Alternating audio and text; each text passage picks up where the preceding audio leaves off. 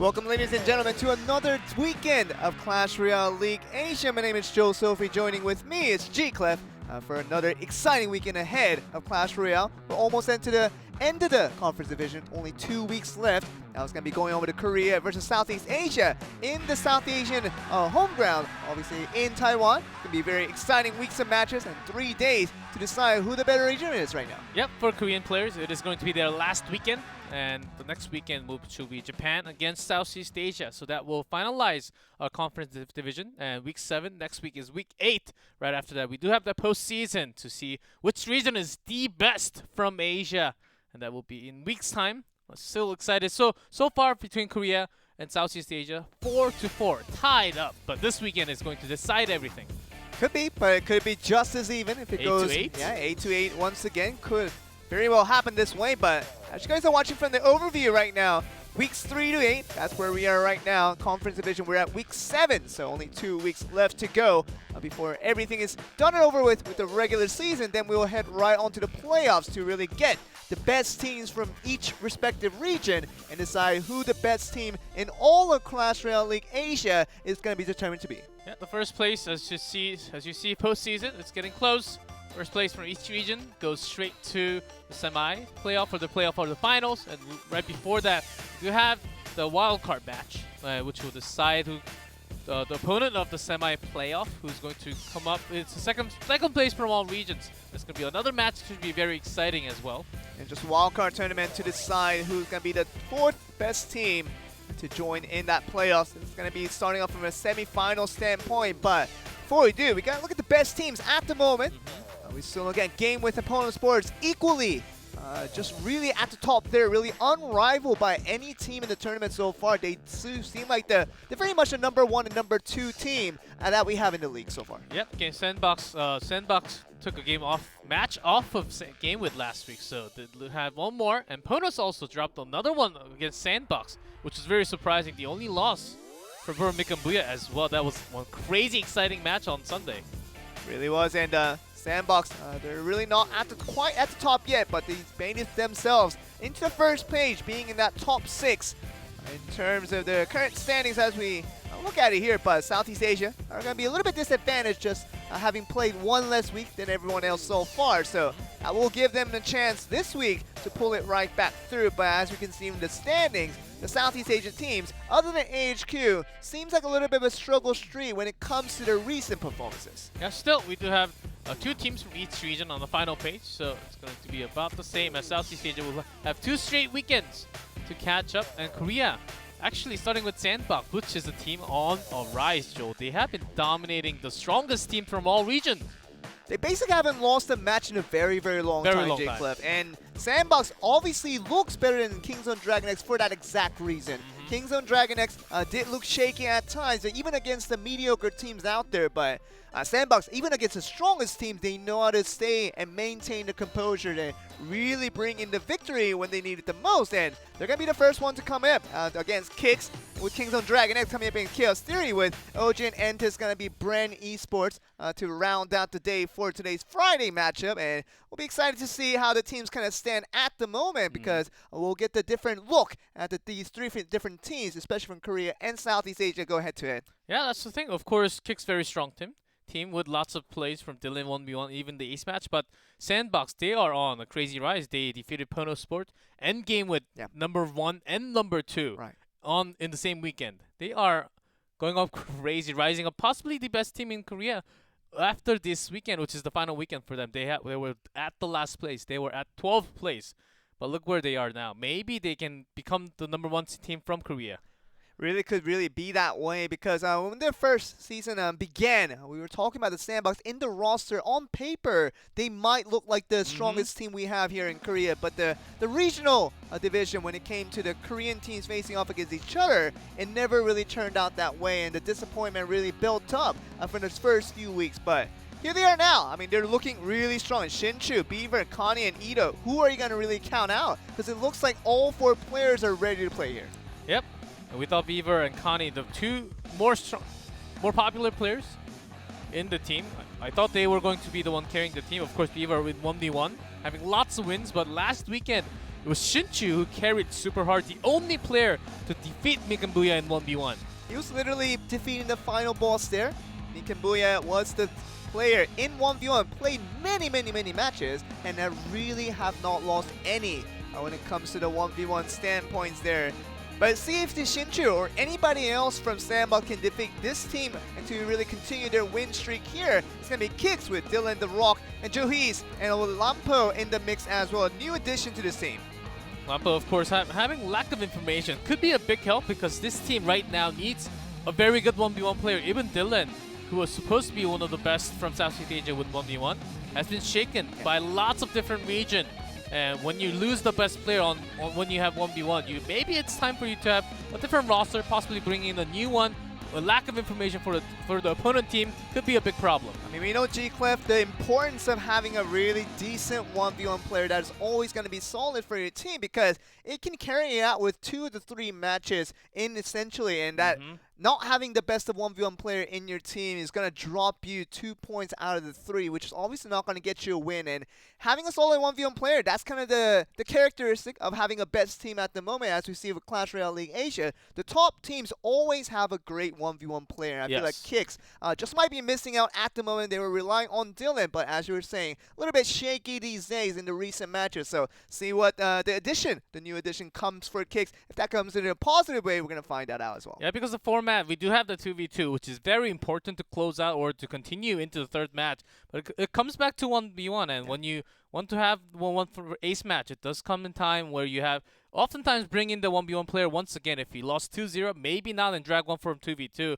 But you do need that special superstar to finish out the series and take the win.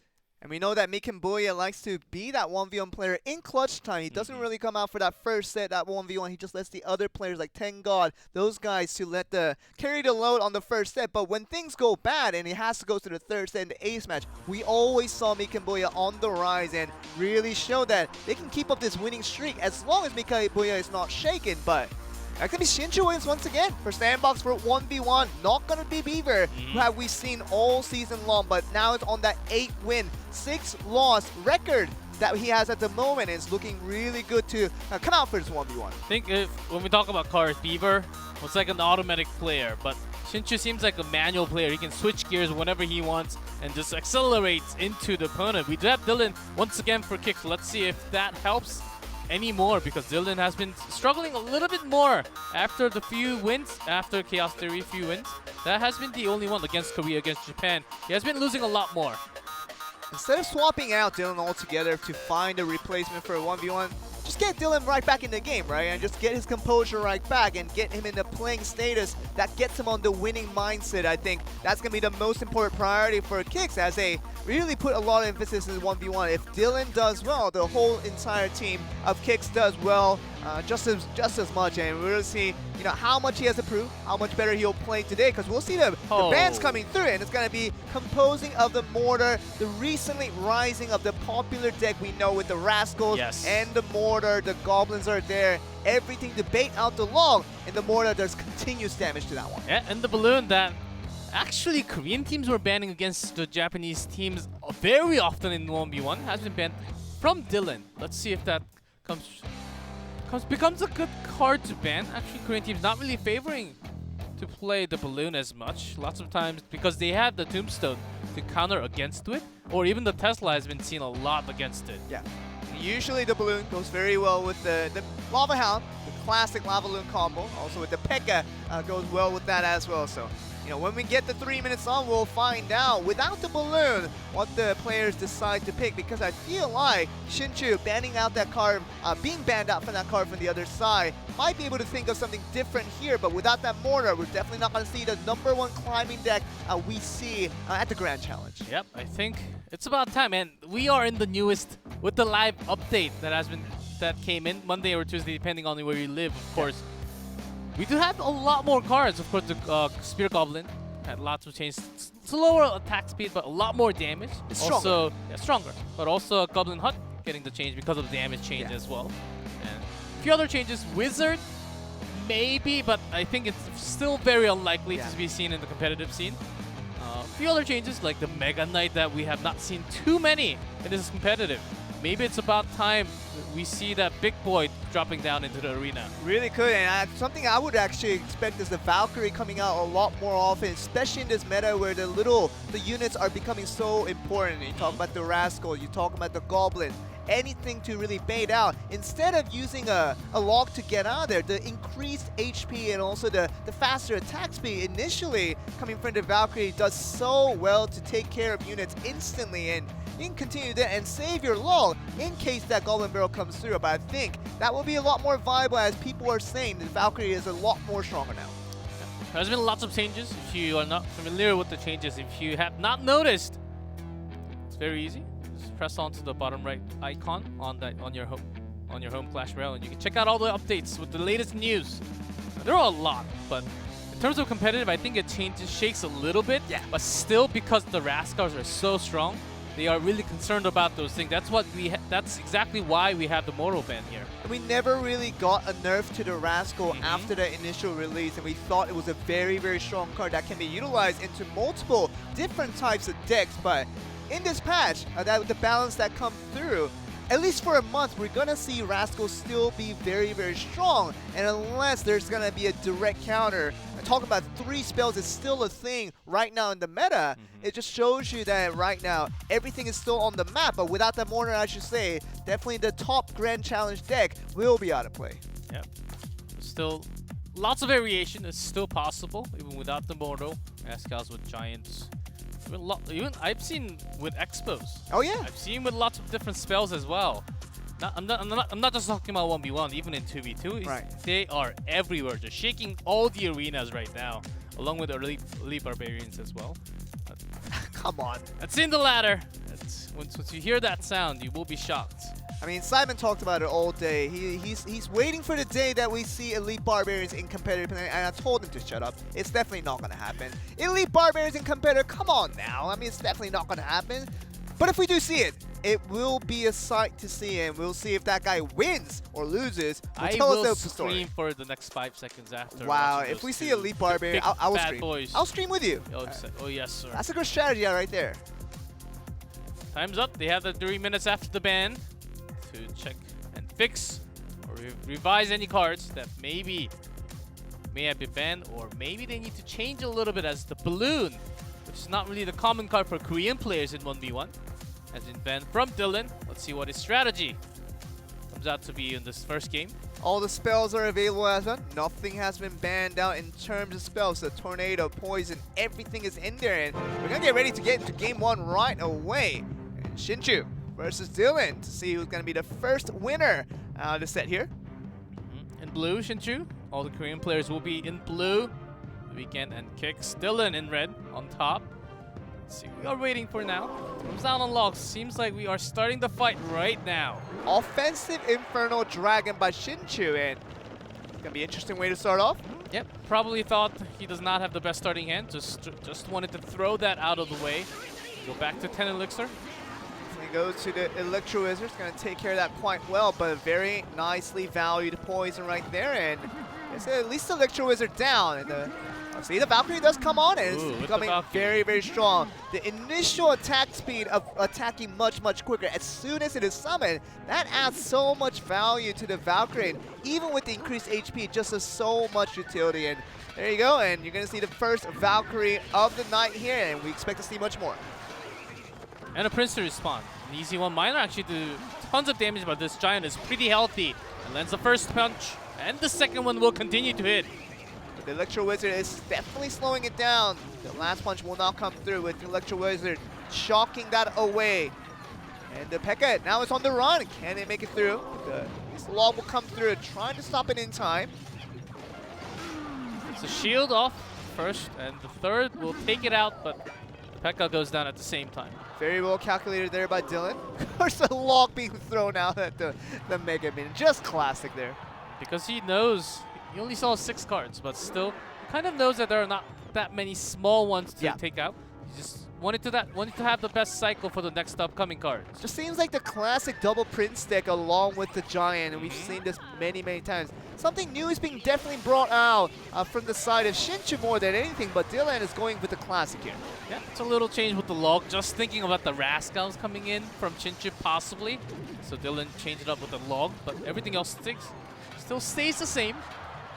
Definitely will not see anything different from Dylan. It's something that we completely expect. I feel like Shinchu is well aware of that, and see what he can do with this, because the Infernal Dragon once again coming through with the double Prince now charging in from Dylan. How much damage can he get out of this one? How well can Shinchu defend this one? Valkyrie goes down with the Prince. Great. Does so much damage. Even Electro Wizard stop just in time. It's really the value getting out of that Valkyrie just right there, and so much being done. Just get out of there. And the poison even taken down. The Infernal Dragon is still free. So if that is not stopped, you're going to see a lot of trouble. The Dark Prince is definitely going to be able to just tank it away. So you see it go down. Double Prince does come. P.E.K.K.A has to be dropped down, but the Giant will be pushed by the Princess right behind it. Does go down.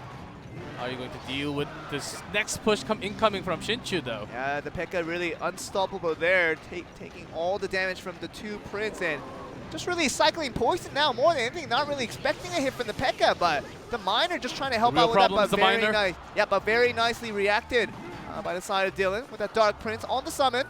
Valkyrie once again very nicely done. Gets the charge damage as well. Takes an extra hit with that buff that it got with the extra HP, and that's what you're getting with the Valkyrie in terms of value. And we're going to go back to the cycle now, and 233 on the board, and Fireball, Poison, everything is ready. He's got the Miner as long as it's not reacting, and that's going to be the misprediction coming from the Electro Wizard by Dylan, and Shinchu cleanly picks up that game 1 and is looking good to get into game 2. He had the Miner, which did massive damage to begin with, because his units decided to cross the bridge and got the hits from the Princess to initially have the fight. Prince actually never caught the first Miner, which did like close to 700 damage onto that tower to begin with. Except for that, Dylan actually did a lot more damage with the poison, connected a lot of shots with the Giant as well. So depending on the first starting hand, this is a game where you see, depending on the starting hand, what could happen and what kind of changes you're supposed to have right in the middle.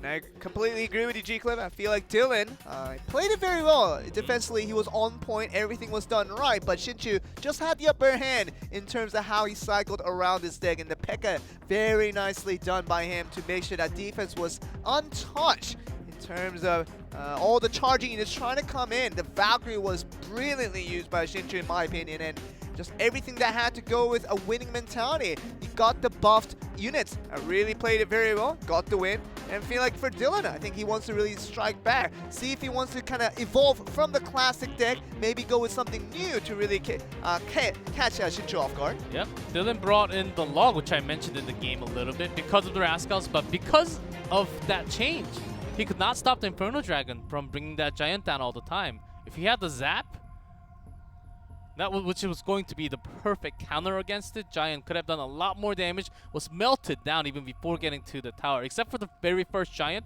I don't think Giant actually got any hits any more than that. In addition to the Electro Wizard that Dylan did have, the Zap would have been a lot nicer, but definitely did not come into play in his selection. So felt like the Electro Wizard would have been enough, but definitely not so in that further waste distance.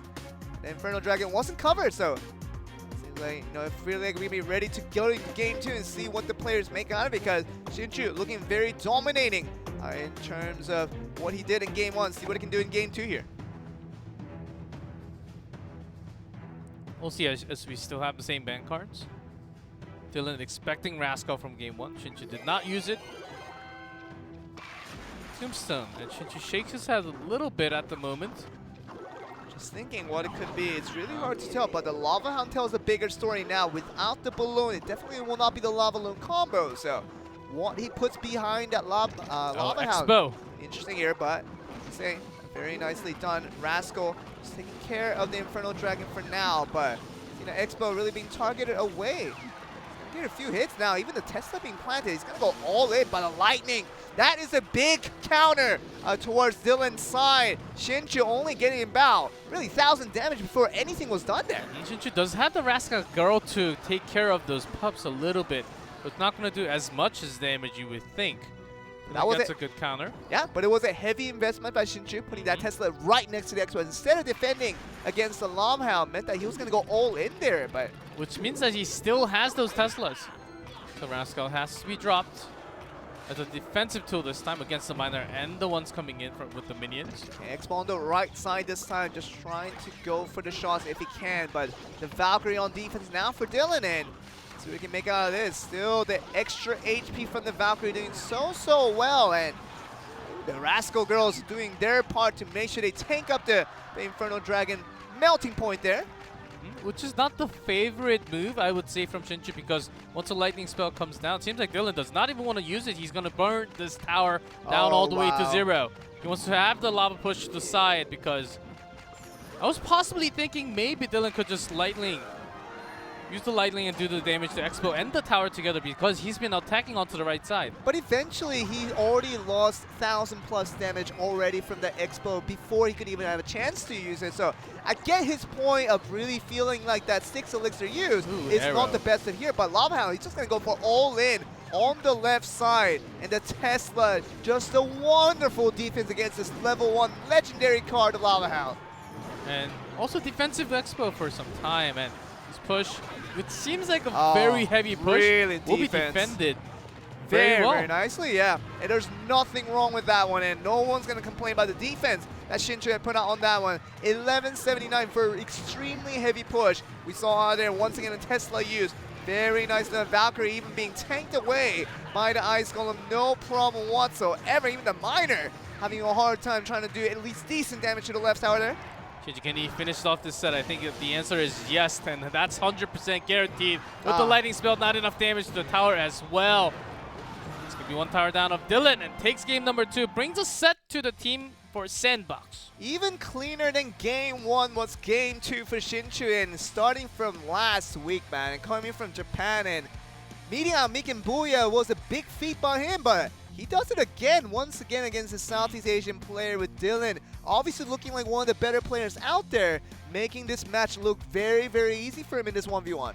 He seemed very collected and easily defend when he's defending. He's actually willing to lose some of the damage onto the tower, but he will do more damage. So overall, the trade is always favoring him. He knows that he's going to lose something, but he always makes it better. That's how he did. Even after looking at the lightning spell, maybe it's time to change onto the right side. And surprising decision by Dylan at the same time, but it actually worked out so much better from Shinchu, so there goes, and that's game 2. Literally just abandoned the right tower in trade of Lava Hound all in push. I think he would have went for the 3 crowns, if not anything, and I think that 1 crown would have made him happy there, because after losing that right tower so early in that game, talking about that second series of Expo really coming to play and really being untouched as it just melts down the tower on the right side. Dylan had nothing to do, and he just decided to switch it up. Definitely did not work out there. The real problem is the Tesla, which is not the highest HP, but it does a ton of damage. It takes all the minions, the pubs. Lava Hound even takes a lot of damage from it, as you saw. Yeah.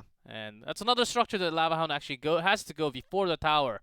And how Shinchu handled the placements of all the structures right next to the tower, the Tesla right next to it, Expo. So Lava Hound took a long way around before he got to the tower. Maybe about the 200-300s, but never enough to take him down. And really, it's about the Lava Hound push, isn't it? Against the Expo deck, when you have the Tesla for defense, there's nothing you can really do. Even the Golem has a much better time than the Lava Hound. Lava Hound just moves slowly, but does so little damage over time. It just really relies on the units at the back, obviously with the Lava Pups. In the end, if you're near the tower, it does a lot of damage there. But instead of the Golem, the Lava Hound does far less to a Tesla defense, and it just, once again, it seems untouched in the way that Shinchu really dominated the game back and forth. Yeah, even the Rascal has been used to as a defensive tool against the Miner, which is a big use, but which connected into all the air units that was attacking at the same time. So it was all worth the defense. That was the first game of replay. Great composed defense right there. You talk about the Electro Wizard just resetting that aggro to make sure it just keeps on zapping in. Shinchu, I mean, what are you supposed to do? You know, if you're Dylan and you're just trying to melt down the little rascal girls and you die out with a full HP Tesla, with a full HP Expo who just keeps going and going. I know we like to use the Expo decks, obviously, with us being Korean players. We're definitely all about that, but yes, you know, when we see the Lava Hound, it makes us feel very happy because we know the Tesla's going to do its work. No, I've been switching off to the Double Prince decks quite for a while, and still very strong, as what we saw from Dylan in Game 1. But what Shinchu has brought in this game today, I think he had the perfect decks to go against Dylan. Yeah. Very much counter, especially Game 2. Once again, another one that the reason why Dylan was actually waiting because he didn't want to really use that lightning spell on waste because he was losing the trade after all anytime. Exactly. I think it more cycling into that pattern of Expo continually knocking down 1,000+ damage and then using a 6 elixir, which is basically the same elixir you use against an Expo. If you can't use it right away, then it never becomes a fair trade. I think Dylan realized that after the first time he used the lightning against Expo, it looked very good, but he already lost 1,000 damage on his tower. So definitely doing that over will eventually allow your tower to go down. Yeah, that was going to come, so he knew his destiny. But moving on to 2v2, we did have Beaver and Connie from Sandbox. And from Kicks, we have The Rock, Jahuiz. And pretty sure that that pronunciation is right.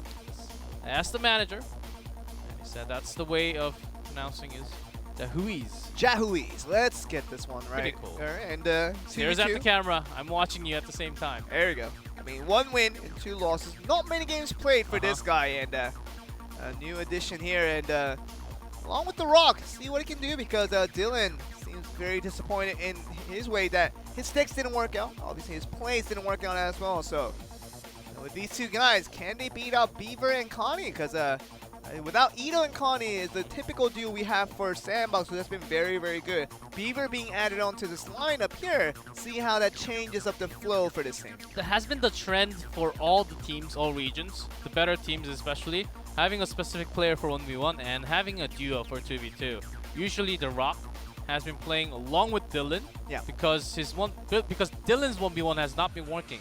Maybe this is a better change for the future, but only 2 weeks left. What can they do right now? Maybe possibly bring it back to the East match. And what they're trying to do really, isn't it, G-Clev? It's about this 2 weeks to decide who are your best teams that you have in your own regions. Korea, now Sandbox is looking like to be that team over Kingzone Dragon X to become that team. Bren Esports, we thought they were the best team, but AHQ has been on a similar type of rise and looking like a really good team that could contest this other team of Bren Esports to say, maybe we are the best team in all of Southeast Asia, but Kicks kind of awkwardly in the mixer, in the middle, thinking like they want not be the one to really come to represent Southeast Asia as a whole. But this 2v2 match now banning out the Miner and the Tornado now, and see what that really leads to for The Rock and Jahuiz. Kicks only 1 off. AHQ Bren Esports both having 4-3 when Kicks has 3-4, so they can still have a good chance of going for the top spot for their own region. And do have the Tornado very common. Miner, a little bit of a surprise. Iverkani, they have been focusing a lot more onto the Prince push, so maybe Miner was not one of their favorite choices coming in against this team. Definitely it's not going to be facing against a Japanese team, which you would automatically ban out a Goblin Barrel is going to be completely exacto. We know that the new meta, especially with 2v2, has worked so well just using the Rascal as a base and allowing every single princess and talking about Goblin Gang, Goblin Barrel, everything to just really bait out the spell cards, and after that you can go just free run and go for the tower right away. And it's not about the golems and lava hounds supposedly anymore, but at least in Japan that's how it stays. But we'll see how Korea and Southeast Asia does for their own rendition of 2v2. Yeah, just in the last weekend with the Goblin Barrel with lots of Rascals on 2v2, was about 70% win rate. Yeah, and most of them was won by the Japanese teams. Of course, they were using a lot more at the same time. So I think maybe the Korean teams have picked up after the weekend versing against them, because they rarely were using the Goblin Barrel against the same strategy, and they were getting stomped in the first 2 days. I mean, you just needed 1 week to work on it as they found out how successful this deck can be. And I feel like Korea learning their lessons in the hardest of ways, I think they could bring it right back out at just say G-Club and see what they do with it, because the minor being banned out now just gives an increasing chance that we might see that Goblin Barrel cycle. Yeah, very, very likely, or just a straight up hard push with double golem, just the princess. And the rage just still continues, still very good with the Mega Minion. That's like the most common 2v2 push that we have in all regions. Kind of like what you see here, but just replace the P.E.K.K.A with a golem. But the golem deck is so 7 weeks ago. It's just so old-fashioned. It does still work. It works, and I agree with you. That is the reason I brought it up. But the reason why I bring it up now is that that golem deck that has been working so well in 2v2s for both regions has been beat out by the Goblin Barrel deck so many times in the past weekend when Japan really used that against the Korean teams and really showed the strength of that one, and nothing you can do out of that one. And this is the matchup, and this is where we see maybe expect the balloon ban against the Korean teams, but it was banned in 1v1, not on 2v2. Sometimes they just switch out mostly air, brings those lava hounds, the balloons, minion horde even, which was paired up with the minor oftentimes, so maybe not in this case. Talking about the Lava Loon being available, the Rage and the Clone and everything to maximize your damage output, it's definitely there as well. And Joel, I've been having dreams of having Wizard in 2v2. Oh, come on! I've been having dreams after the day after the new balance update. Oh, Wizard in 2v2. That's you know my new dream. Let me put it out this way. We talked about 1v1. I said we were going to see a Valkyrie, and we definitely saw it. After the balance update, yes. Of course, after the balance update. You didn't mention it, but I told you that Valkyrie might make its appearance in 1v1, but now your prediction of 2v2, Wizard coming into play, I am holding you accountable for this one. You may be holding that for a long time. Wizards are still not that great. I'm sorry, guys. Especially against something like the Bandit, which just ignores the first damage oftentimes. In this 2v1, it could still work as a big defensive tool.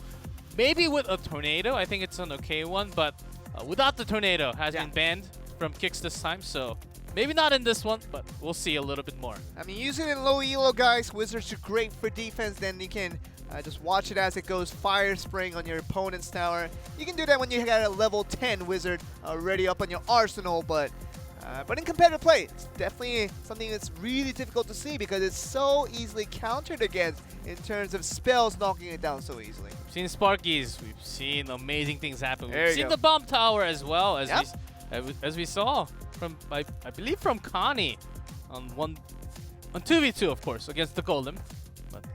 They've got their 3 minutes. They are ready to jump in. But you know what it is? Anything is possible. Maybe except the Elite Barbarians, but anything is possible except that one.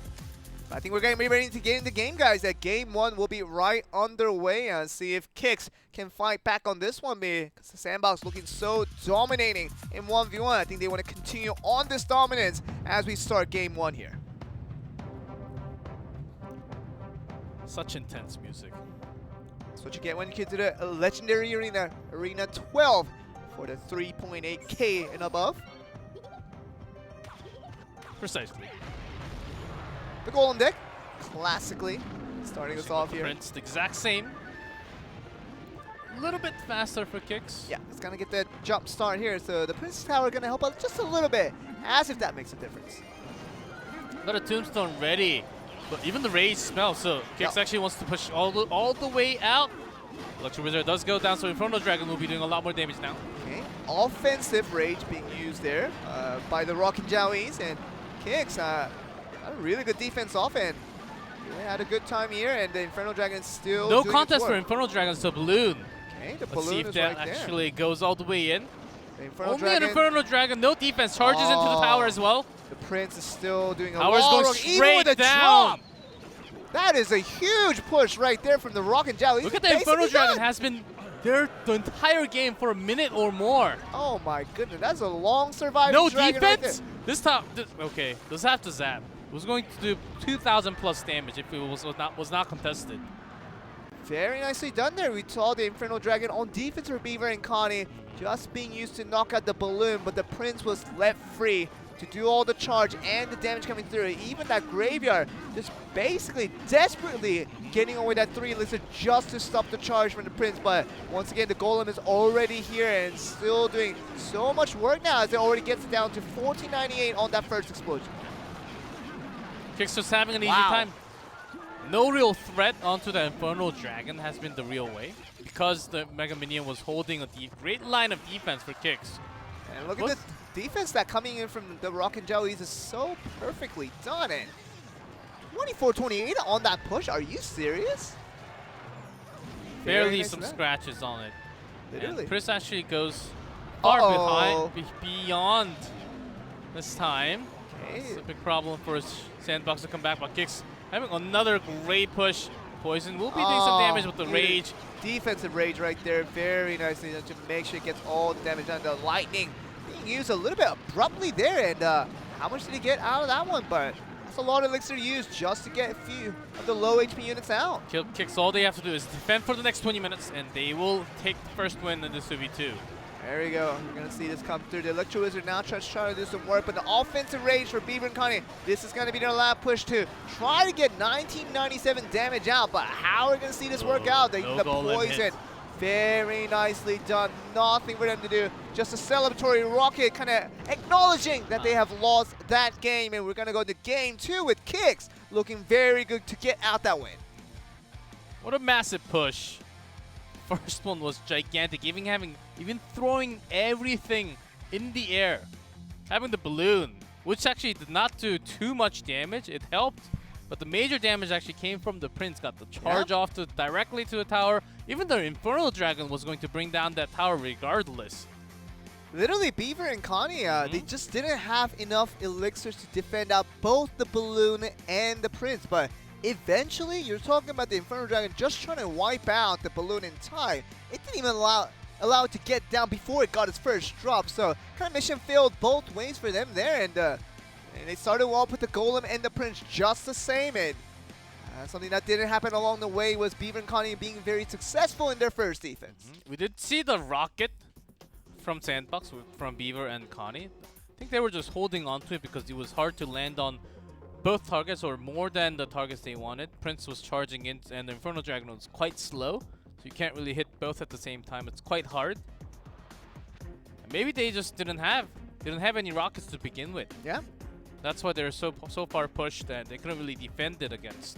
Cycling became a tragedy for the side of Sandbox. Of course, losing out that first game, they still feel like they believe in themselves to a point where they can really pick out this game 2 and game 3 altogether to close out the series. That's still a possibility, but this next game becomes that much more important for Beaver and Connie to make sure they collect the win right now against the side of Kix. That's also a great way of playing Clash Royale. The moment you see something weird about the defense of the opponent team or the opponent, you would be predicting what is he trying to do, but at the same time, you can also think he doesn't have anything to defend against me right now. So this is my timing, and that's exactly how Kix did it. They brought the balloon and they pushed all the way, which worked perfectly. Sandbox just did not have the perfect defense the first game. Seems like they are doing lots of adjustments after dropping that first game. Seems like they are, but the timer has run out. So Sandbox, will they be ready to really strike back and try to get their game right back on the tracks here, or are we going to see Kix just close it out with this 2v2 set and lead us to the ace match, trying to decide who the winner is going to be? Game 2 begins between these two teams. Golems with Prince push was the beginning and the end of the story for game 1. Feels good, man. That +1 elixir trade right there with the Ice Spirit compared to the Fire Spirit there. It was a little bit too early and misses onto the Tombstone. So this time the Night Witch, a little switch from Kix. Poison comes in for Sandbox to do damage onto the Night Witch as well as the Bats. Magic Archer. Okay. Night Witch is still safe. Just survived that poison, so it's still gonna summon all the bats. That's gonna be really annoying, but we'll see. The bats coming through it, along with the bat that has been summoned from the dying Night Witch, but well, that was close. They're coming in at the angle. Sometimes the Magic Archer actually activates the King Tower, and that was a close attack. The Inferno Dragon surviving here. A predictive block maybe, but it's just something like a cycle more than anything. The Ice Spirit just there to freeze up Inferno Dragon so it doesn't melt their own units over time. See the Prince being the accompaniment to the Golem for Beaver and Connie here, compared to the Night Witch being the one backseat driver for the side of the balloon, and the Rage Rage drops straight in. See how far it connects. Inferno Dragon did lock in from the push. That's one. Hey, but we're gonna see the second drop. So we saw the Inferno Dragon just connecting there, only to Golem and really not putting the damage onto the balloon, which got enough damage done for 2 drops. And we know that means basically the end of your tower when the Golem is still pushing along that direction. Rage was just in the right time to have everything pushing in. Their Golem already crossed the bridge without taking too much damage. Okay, look at the Night Witch without a Golem in front. We'll see what that means because Lumberjack right behind them, so Prince. And the Rage will be dropping for the Golem to push in. There's a clone right now dropping in, and Zivin has to use the zap. Defense, the fireball comes in, does the damage to all the units as well. Golem still survives. All in push now. It's going to be seemingly the last one to come through, 633. As we see the guards still trying to just get it out. 330 out of 5, barely survives their tower, but the Lumberjack is still ready to put another series of rage there for Looking at the attack right now, allies. seems like Kicks does not have anything like the rocket to actually bring down the tower. They are pushing all the way in. Still, but the Magic Archer got a few hits through the Inferno Dragon. We thought that would have been very close, and 155 is going to be just the cue for the Rockin' Jellies to push forward. But we're going to see the Dark Prince doing some type of work, but otherwise, no big threat there. We're going to be seeing the left side tower push now for side of Sandbox. Would say we're about even, slightly in favor of Sandbox, of course. Oh, crowns. They're going straight for the 3 crowns clones. And the Rage for Sandbox. Let's see the race. All the way in. The balloon is going straight into the tower, though. No Kicks. No defense. This is a big problem. Balloon gets one more hit. That's going to be it. Yep, and that's going to be the second drop. Barely the King Tower even being touched from the side of Sandbox, and get a very nice push on that one.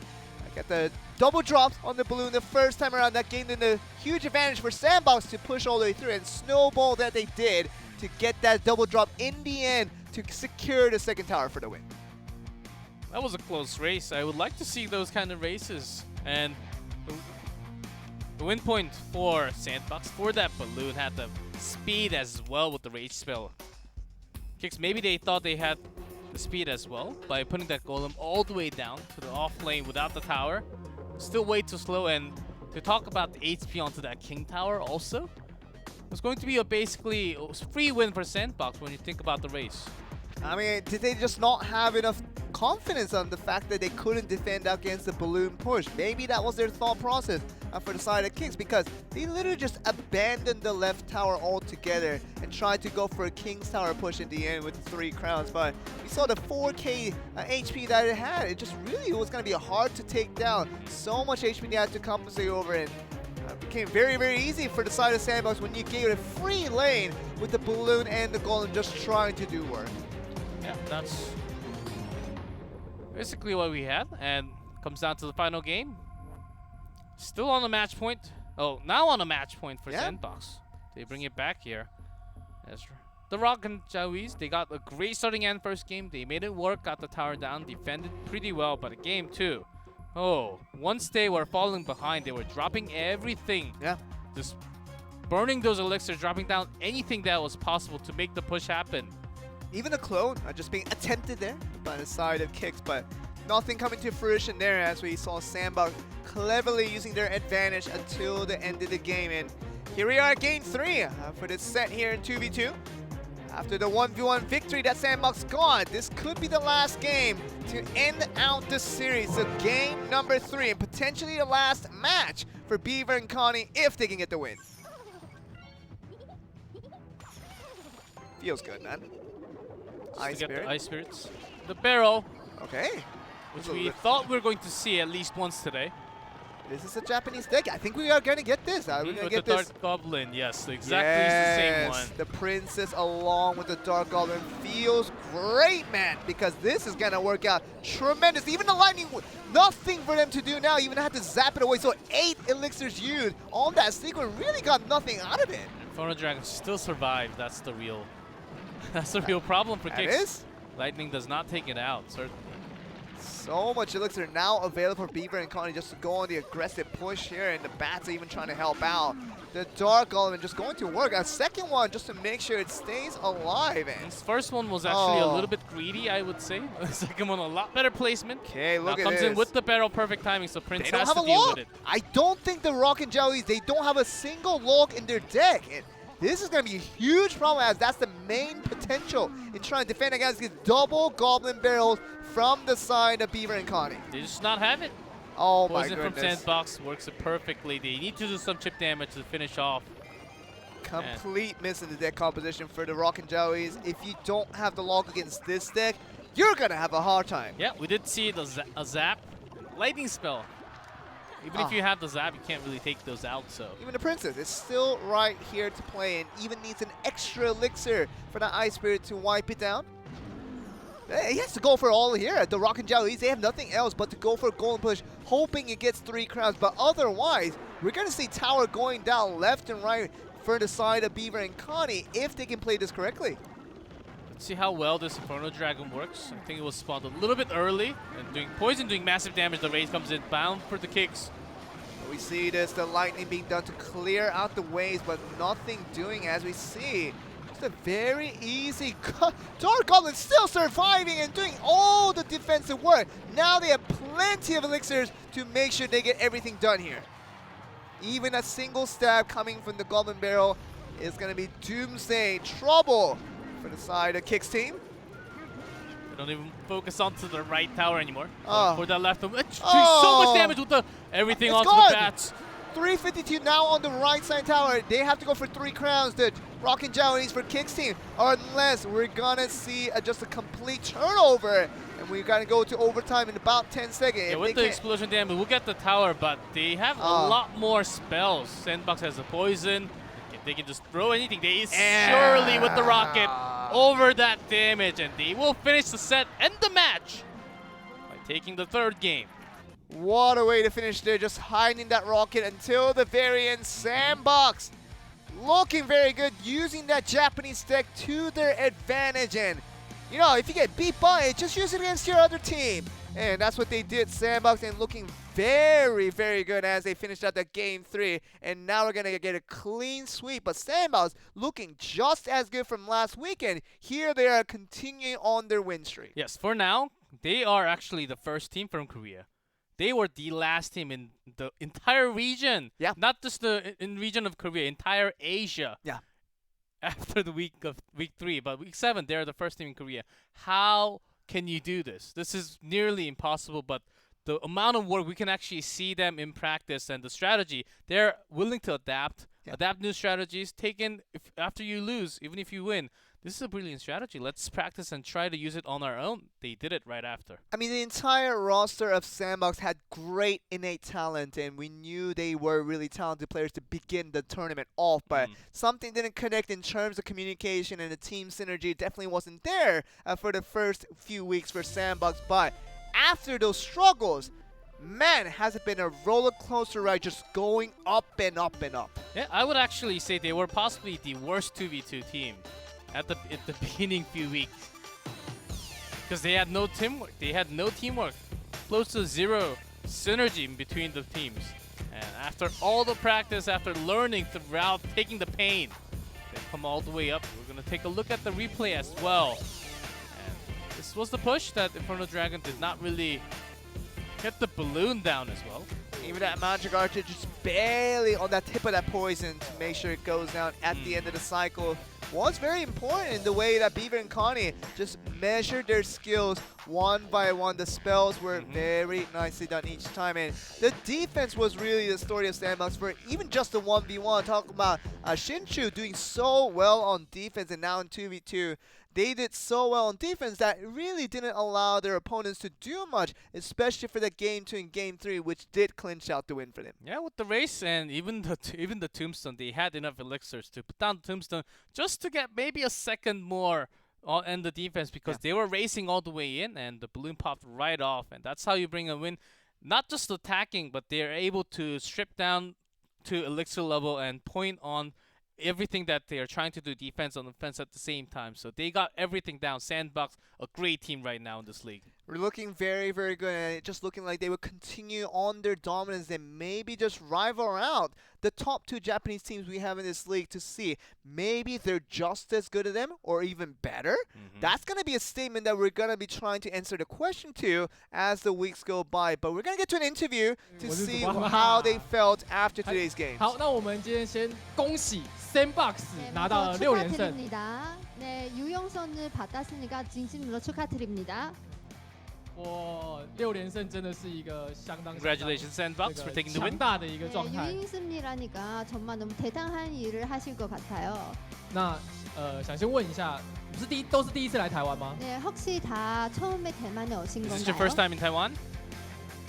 저는 예전에 여행으로 왔었고 나머지 멤버들은 처음이에요. 他之前有来 I was 台 here 湾玩过， before 然后剩 for 下3位都 travels, 是 but 第一 the 次来 rest of the 台湾 members, it's their first time. 来台湾打比赛的感觉怎么样？ 대만에 오셔서 이거 경기를 하시니까 느낌 소감은 How does it 어떠신가요? feel to play in Taiwan? 일단 대만에 처음 와서 경기하는 거라 많이 떨렸고요. 이겨서 It's my first time 기분이 here, so 좋네요. it was quite nervous, but 第一次来台湾比赛，其 Surely 实感 feels 觉 great. 非常的紧张。不过因为赢了比赛，所以现在非常高兴。 OK， 那前面我们都知道你们是经历了一个4连败，就是都还没有开胡，但是一直连胜到6连胜，中间是经过什么样的转变？ 사실은 이 경기를 처음에 시작하실 때는 개설을 10회를 연속 10회를 하셨잖아요. 근데 10회를 하다가 이제는 유영선을 이렇게 개설을 when you guys first started, you were having a bad time, and then 혹시 you 어떤 are continuing your 6-win 정말 streak. 하시면은 어떻게 이렇게 바꾸신지 우리 너무 궁금하신데요. How was it possible to make this kind of a switch in the team? 처음에는 좀 졌을 때 그냥 저희가 좀 늦게 시작한다고 At first, 생각을 해서 when we lost, we just thought we were one of the late starters. 그랬거든요. 그냥 그거대로 that's how we 가는 것 thought. 같아요. 就是 I 一 think 开 it 始 just 一直失 followed 败， up 所 right 以他 after, 们其 just 实那 like 时候 that. 就有很认真的研究一下其他的对手。 那对于 Kick 刚刚击败的 Kicks 有什么特别的想法吗？ 说要问他对 Kicks 有什对对么想法 Kicks 吗？ 这个队伍， 방금 킥스랑 경기를 했잖아요. 킥스의 이 팀에 대한 혹시 어떤 느낌이신 소감이 Match against 있으시면 Kicks. 말씀 What 좀 do you think about the 부탁드립니다. team?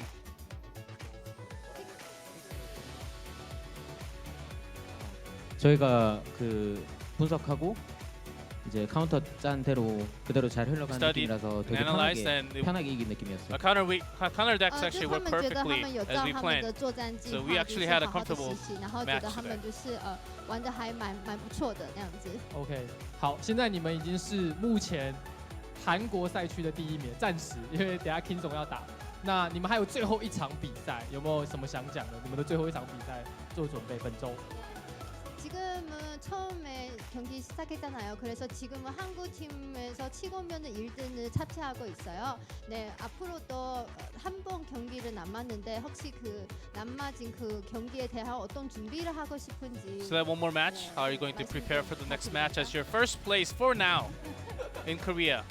그냥 늘 그래왔듯이 그냥 매일 연습하고 We'll just 그냥 continue our 상대가 practices 무슨 덱 쓸지 그냥 좀 어느 정도 예상을 and think about and make predictions of what the opponent is going to try. 될것 같아요. 他们其实 As 还 long 是 as we 一样 stay 会 the 每天 same, 练 we'll 习， be 然后 okay. 会以对手为就是想象的那个作战对象，然后来做准备。好，那我们谢谢 Sandbox， 再次恭喜 Sandbox 拿下这场比赛的胜 Says 利。 thank you to the players. 好，那我们先稍微休息一下，等等精彩的比赛马上回来 That。was your interview with Sandbox, the winning team. Of course, it has been the winning team for a very long time now, for many Yes. weeks, and seems like they want to continue on becoming the winning team for the continuing weeks ahead. But they do only have a few more matches ahead. Sandbox only one match before we get to the playoffs, and maybe they will be that best team in Korea to go up to the playoff. But it'll be very interesting how their win success continues. But after a short break, we're gonna be back with the second series of the game, sir. Gonna be on a short break. We'll be right back.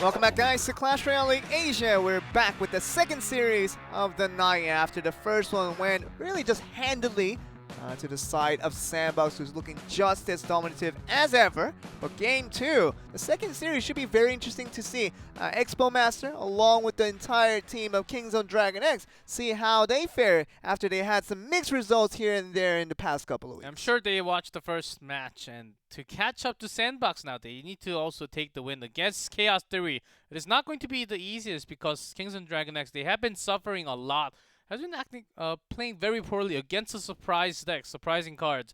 And if you talk about the surprising card, this team, Chaos Theory, is the one to bring out all the cards that you have never imagined the first one to actually bring out that Sparky as well. There you go. And the Yugi art has been kind of the central to that piece, talking about bringing out that creative pieces of mind and really just talking about different ways and new ways to win out games. And Chaos Theory, they have surprises in the past, and while they haven't got all the wins in the world, they're still in the middle of the pack, looking like one of those Southeast Asian teams, still trying to do well. But they have to go against this team with Kingzone Dragon X. As Expo Master has been the one. That's definitely Ooh, the wrong image. The wrong image, yes. And I saw the image right after, and it says, ooh, mixed up with Ho there. The one on sending right on the far right is the Expo Master for 1v1. Wasn't having great result for the first 3 weeks. Been slipping down a little bit though. They had their first 4 wins, I believe, and then they have been losing quite a lot. Compared to Sandbox, I would say the opposite almost. Expo Master, he's been picking it back up 1v1 wise, but 2v2 has been a weak point for the side of Kingzone Dragon X for the past couple of weeks.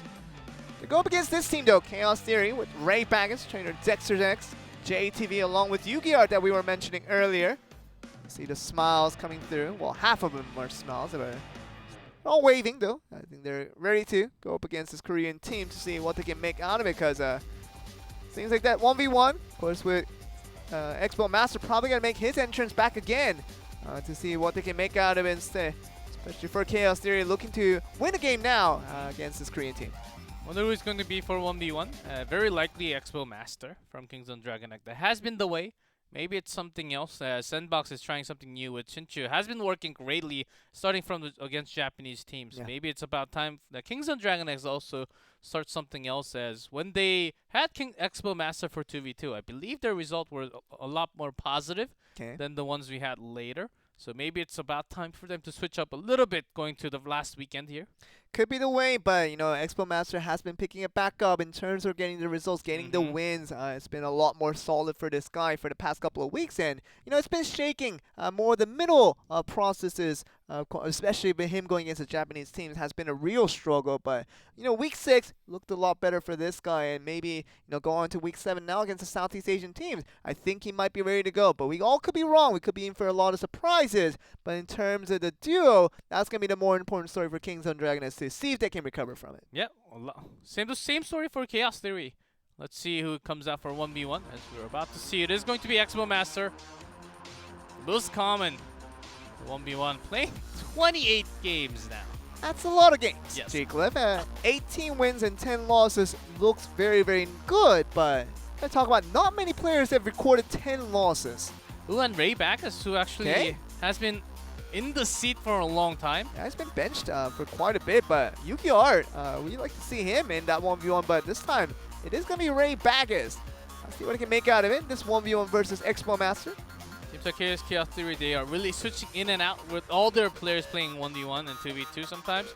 And for the beginning, it has been few Yugi Arts trainers Dexters, but we have been seeing a lot more JTB in the first 1v1. Yeah. But now we're back to Ray Backus here, as we do have the same. Is it going to be like this all the time when Expo For the entire Master goes season, you're asking?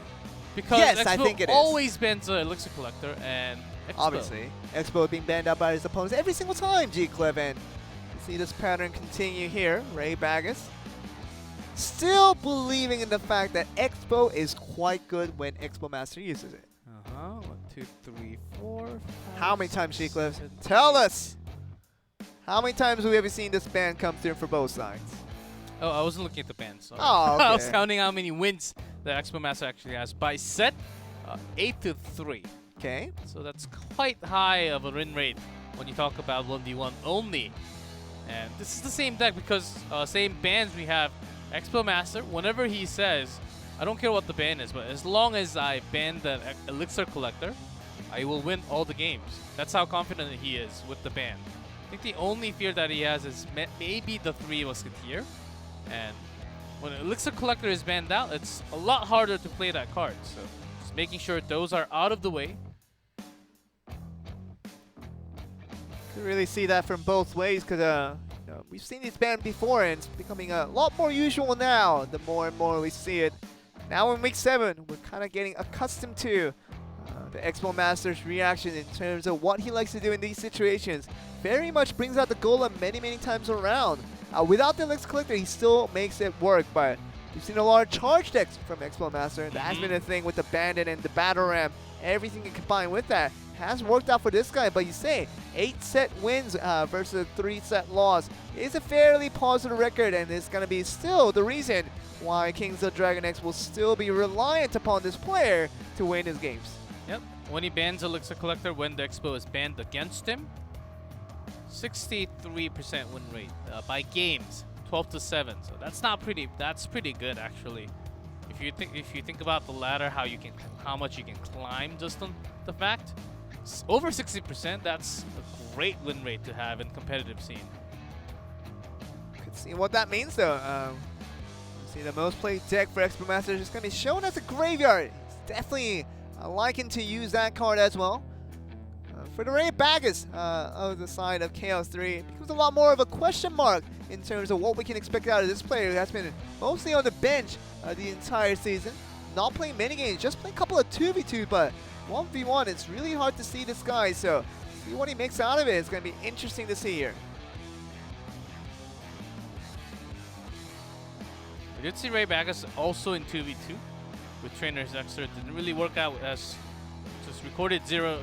We did see lots of playstyle from Expo Master. He has been come and collected, just taking the Elixir trade lots of time during bringing the charge decks as well. And it's very rare that Expo Master would bring in something like the heavy golden push. You can't really imagine him doing it, but I've seen him doing it last year a few times. Only when he was down to a game that he had to play something else. So you can kind of predict what he's going to do. For Ray Baggers, you should have a lot more data on Expo Master.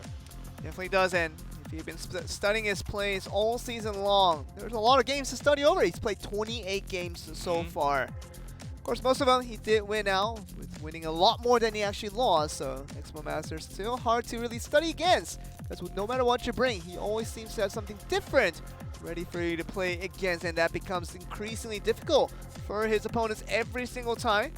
The timer is now up, and I think we're going to be getting ready to see what the players decided to play in this game one. Expo Master got his chin strap with the earphones, definitely ready to go there. Baggers has been using lots of P.E.K.K.A. and Miner, 1v1 deck. Let's see if that continues in a different meta though. With lots of balance changes, difference are coming in. We saw the Valkyries again. May continue in this 1v1 as well. Be interesting. Valkyries, I feel like it's a great defensive tool. Of course, you won't rely it to just go all the way on the offense, trying to get a few hits there. It's really easy to counter when it comes to the other side, when it comes to your own side. But defensively, I think with that HP boost, along with the faster attack speed, just helps out so much in the long run. And might just see that again, I should say, G-Cliff. We're in. We are in the arena. Spears. Change. Still with the bat. And no damage taken. Miner surrounded by the gang. So, we might just see the Grand Challenge deck for the time being. Spear, Goblin, Goblin Gang, they are all puzzle pieces. The Ice Golem even there as well. Got all the corner pieces down here. There you go. Rascals should be coming up very soon as well. Rascal and the Goblin Barrel. This is a different deck actually. We saw this last time around. Still climbing very high in the Grand Challenge. Very nicely used. And Princess is going to be in that mix. This is exactly the one I was talking about. The second priority Grand Challenge deck here for you guys. Ray Baggers is going to be coming out with this one. See what we can make out of just chip damage over time. Bandit being used by Expo Master. We've seen him use this many times before. Yes, one of his favorite cards ever since he played in competitive scene. And they will just get one chart, get taken out. It's going to be Poison doing the most of damage to the tower, and also Inferno Dragon if it locks on, but nope, not in time. So Ice Golem pull. Again, should have the log. Oh, waits for that in the right time. He thought that the trajectory of that barrel was a little bit higher. Odd. So, he just wanted to wait to make sure where it landed. If you've seen the Goblin Barrel thousands and thousands of times, you kind of start to understand its trajectory and see what you can kind of unexpect in terms of where it will land on that one. Bandit very nicely defended against the Goblin Gang, doing such nice work. against the deck of Raybacks with lots of goblins, Bandit actually gets Yeah. very little value because there are lots of units and you actually do charge a dash damage onto one. Barrel. You should also be fine with the log every time. The real problem will be the princess and how he actually managed to hold out against the minion horde that could come in anytime. You're going to see an all-in push, and without that log, just thinking that nothing is there, but the Electro Wizard, he just absolutely forgot about that one, supposedly. A big push with the miner now. Minion horde does deal with against the Infernal Dragon, but the miner does full damage by himself. Undistracted there, and the Bandit not just going to be on defensive duties more than anything, and even the Prince is kept safe there. You see Electro Wizard being safely done there once again. Kind of a bait out with the Goblin Barrel. Did not work again for Raybacks. And because that log, if it was placed all the way in the back, it was not going to connect with the princess, so actually uses it on this on the other side at the bridge. Even using poison against the minion horde. Miner doing so well now. See another log here probably. It's going to have no problem with that. No latency in terms of decision making, and Bandit having such a difficult time. The poison does not connect with the princess. Let's see how he deals against this push now. That's the bat and the Electro Wizard dropping down. And Miner doing pretty well for the side of Raybacks, getting it down to 1158 on the tower. So got it. The minion horde still doing a very good job. Of course, the -1 elixir trade still feels very happy to take that Infernal Dragon out. Very, very close in that log. Could have been very, very different. Just in time, dashes in now to the Spirit Goblins only. Will be going down, but the miner once again comes from both sides. A little more damage for Expo Master. Okay, the Electro Wizard survives, but the miner is still going to be left undistracted. 7:10 versus 3:07 on the clock now, and once again trying to bait out the log. The Bandit's going to be able to take care of that one. The miner is still here on the opposite and with side. the poison, that should be game for Expo Master. He has it. The log is not even needed to do damage. Expo Master, very nicely done with that last bit of the miner being summoning to the other side, on the left side, where it was expected on the right side for Raybacks, and he got that completely wrong. The poison taking care of the minion horde, and that is going to be game. Going over to Expo Master once again, now 19-10 on the record. See, Raybacks tried lots of different variations on this one. First, Druid had lots of Goblin Gang and the barrel all the way back, so log could not take care of both at the same time, even the princess. But Expo Master, sometimes when the log was all the way placed on the back, he was dropping the bandit instead. Yeah. Instead of the log, he wasn't really getting baited as much. Great way of defense in game one. If I could do that, I could. Exactly. That's why you don't have a 70% win rate. Unlike Expo Master, that's with all of us. Feels just as bad. But can get a timeout. I guess we weren't the only ones feeling bad about that situation. It feels like Raybacks felt a little bit bad enough that he had to call a timeout to make sure to bring on his teammate and his coach so that he will be completely ready to take Expo Master on in this round 2. And the deck that Raybacks brought, we cannot say that it's old, but it's been new. in the ladder. It's very new, but it's been in the ladder for weeks now. Yeah. And ever since the Rascals, so it's been 2+ weeks. But once you get really used to it, because it's one of the most common deck, you will have the highest understanding how to deal against it.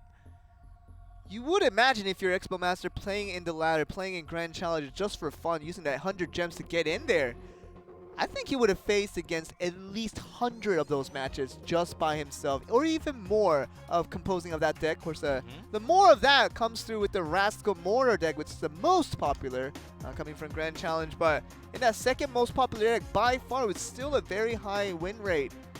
I think Expo Master knew exactly how to take care of that. And no matter how creative you get with the Goblin Barrels, with how you utilize the Goblin Gang, even the Prince is always there to do all the fitting.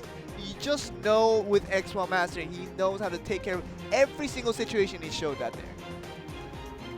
Seems like he has no problem going into the next game. Raybacks, he was caught off with lots of logs, and luckily for Expo Master, with the research, kind of guessed and predicted that Barrel or maybe even the Rascals was going to come in. great log. If he didn't really have the log, it was going to be a major problem source for him, but game worked out in favor of Expo Master left it. Let's see if it continues. Ray Baggers struggling quite a bit in that game 1 with a very popular deck, but did not work out to his own likings. In gonna get on to game 2, see if any improvements have been made to his deck, or if he just went with a complete turnover to see what he can bring out against Expo Master, because losing out this one would give the set over to the Korean side.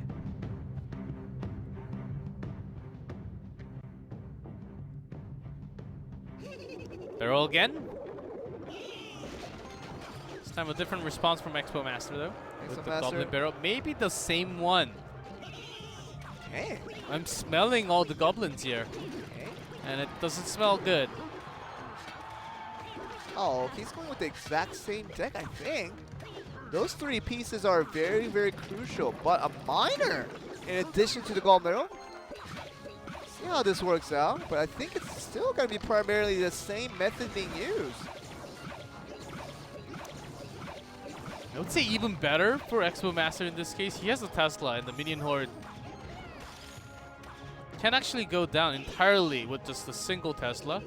There you go, and once again, very nicely done with the log. No problem there, taking care of the Goblin Barrel coming from Ray Baggage, but Expo Master just taking it slow now, just going for the chip damage, and even predicting on the wrong side there for Ray Baggage on the defense. Spirit Goblin on the opposite side.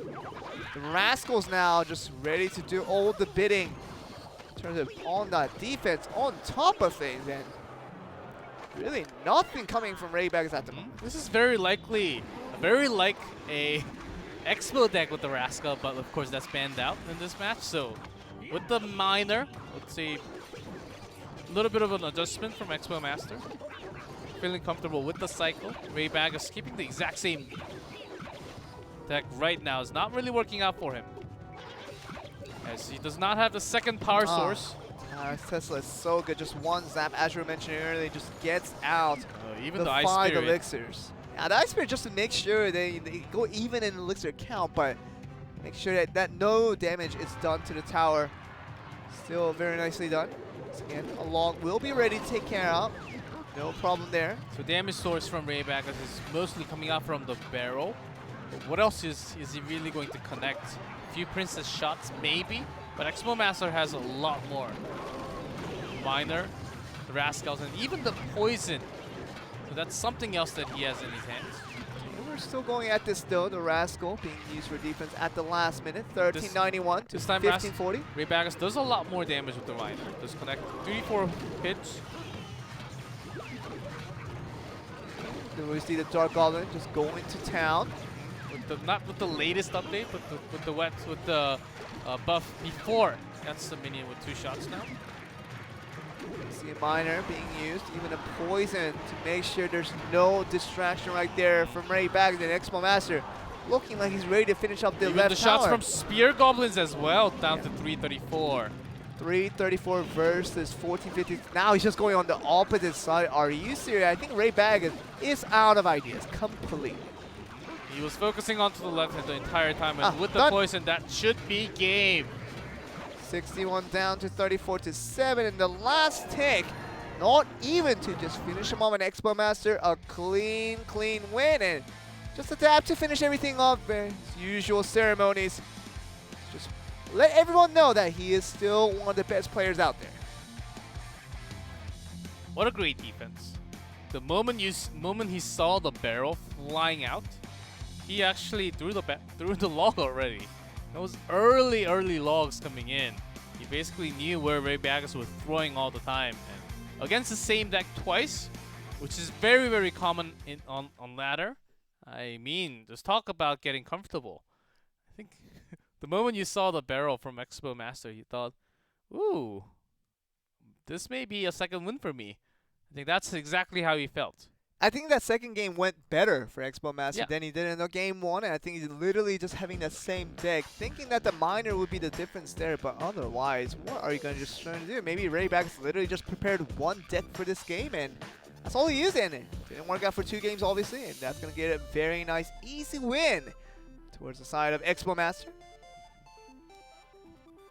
this Infernal Dragon does take out a few units, but in terms of the damage it could do, it doesn't really do too much. As it wasn't really countered against anything. It's almost like Expo Master knew what was going to happen, even if it didn't happen. He was ready to switch off to with anything else and do the minor poison damage. What must be going through his mind, Ray Baggers, as soon as he switched to the right side after doing all that work, getting at least down to 1456, but full tower on the right side at the last few seconds, knowing that your tower went down. That's basically him just acknowledging his defeat there. It is possible his second win condition was minor minion horde, but against the dart and the Tesla all the time, and even the poison taking him out. So lots of counters against it. So Expo Master was pretty ready for any kind of push that could be done. The barrel, of course, the log is just the right solution all the time. He was absolutely set there. You talk about the 8 elixir combination of the minion horde and miner. It works well in ladder. Works well, very much. We talk about them being used in Grand Challenge. Works great there, but when you have the poison, when you have the Tesla, just one zap each time to the minions to get that away, we knew that Expo Master was absolutely set, and that was going to be the one to really clinch the victory, and looked very strong against Ray Baggers, who seemed to be struggling all game. Yeah, that's the end of it. 1v1, another win for Expo Master. Ray Baggers having a little bit of problem switching off decks once again, but comes down to 2v2. I would say actually Chaos Theory has a very good chance of taking this 2v2 back to themselves and possibly going to the ace match, because Kings on Dragon X, as you pointed out already, Joe, as Ho and July, their duo has been suffering a little bit more compared to the other team's duos.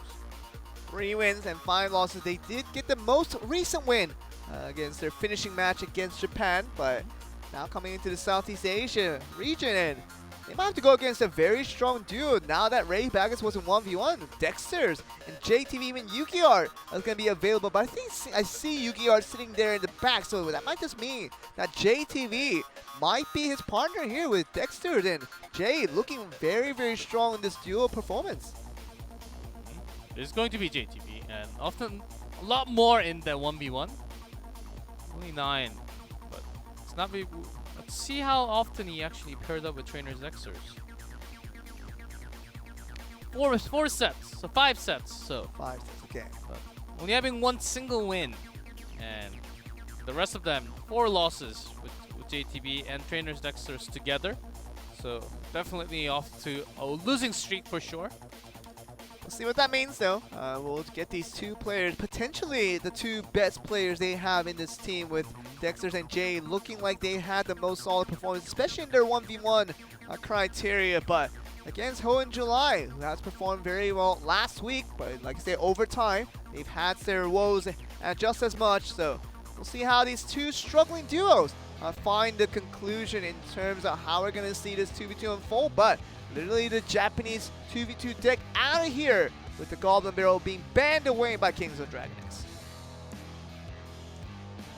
As long as that stays out of the game, we should be fine. That's what Kings of Dragon X is thinking. But Tornado ends 2 for 2 for Southeast Asia on 2v2. So they're really concerned about the spell that's going to be in effect when a lot of the Korean teams are actually targeting onto 1 single unit, 1 single card instead of a spell. So feels like they have done a lot more study in terms of what I'm trying to say here, as they're sniping onto a few of their favorite cards. So far it's been working out, as Sandbox already took 2-0 win. Kingzone, maybe they can finish this one out with 2v2. You saw Kingzone right there just unfold their magic paper, getting ready to write down and transcribe all the magical words that are in there to make sure they're ready for this game one. They got 3 minutes to do it, to make sure they compose their decks. No paper needed for Chaos Theory there, as everything is embedded in their brains. All you need is pen and paper. There you go. And a device to Can place. we have pencil instead of a pen? And oh yes. I'm glad with that. I know I'm a math guy and I need a pencil. There you go. Or I get an F. That's actually true. If the professor finds you with a pen, writing down some equations or an exam or a test, you get a 0 automatically. I'm glad these guys didn't get an F, because they're looking like they're going to be on a roll here. Kings on Dragon X, you talk about them bringing out their paper with the strategies they have compiled up and ready to really just speed through their deck composition. No, look at that. Look at those. Look at how quickly they're moving, scrolling through down all the way down, looking for the legendaries. Yeah.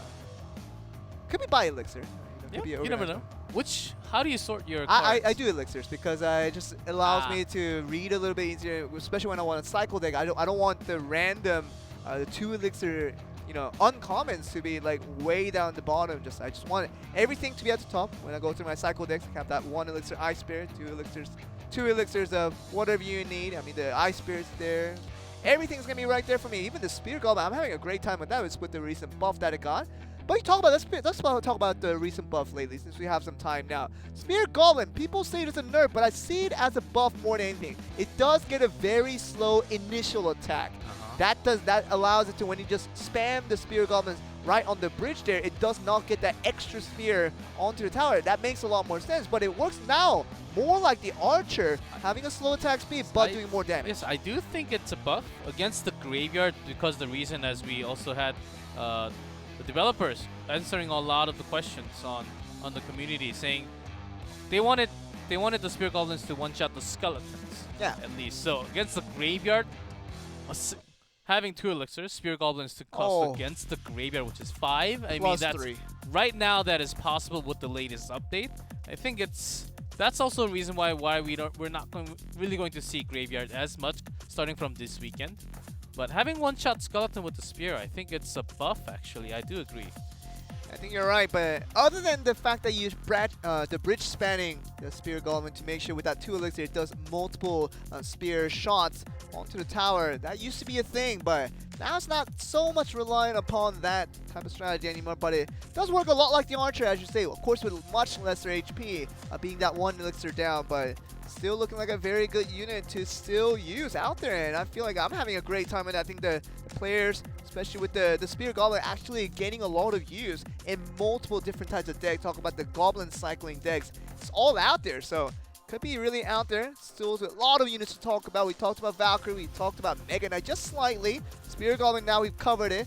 Still got many cards to really discuss over for the next 3 days to see how this balance update kind of affects the players here.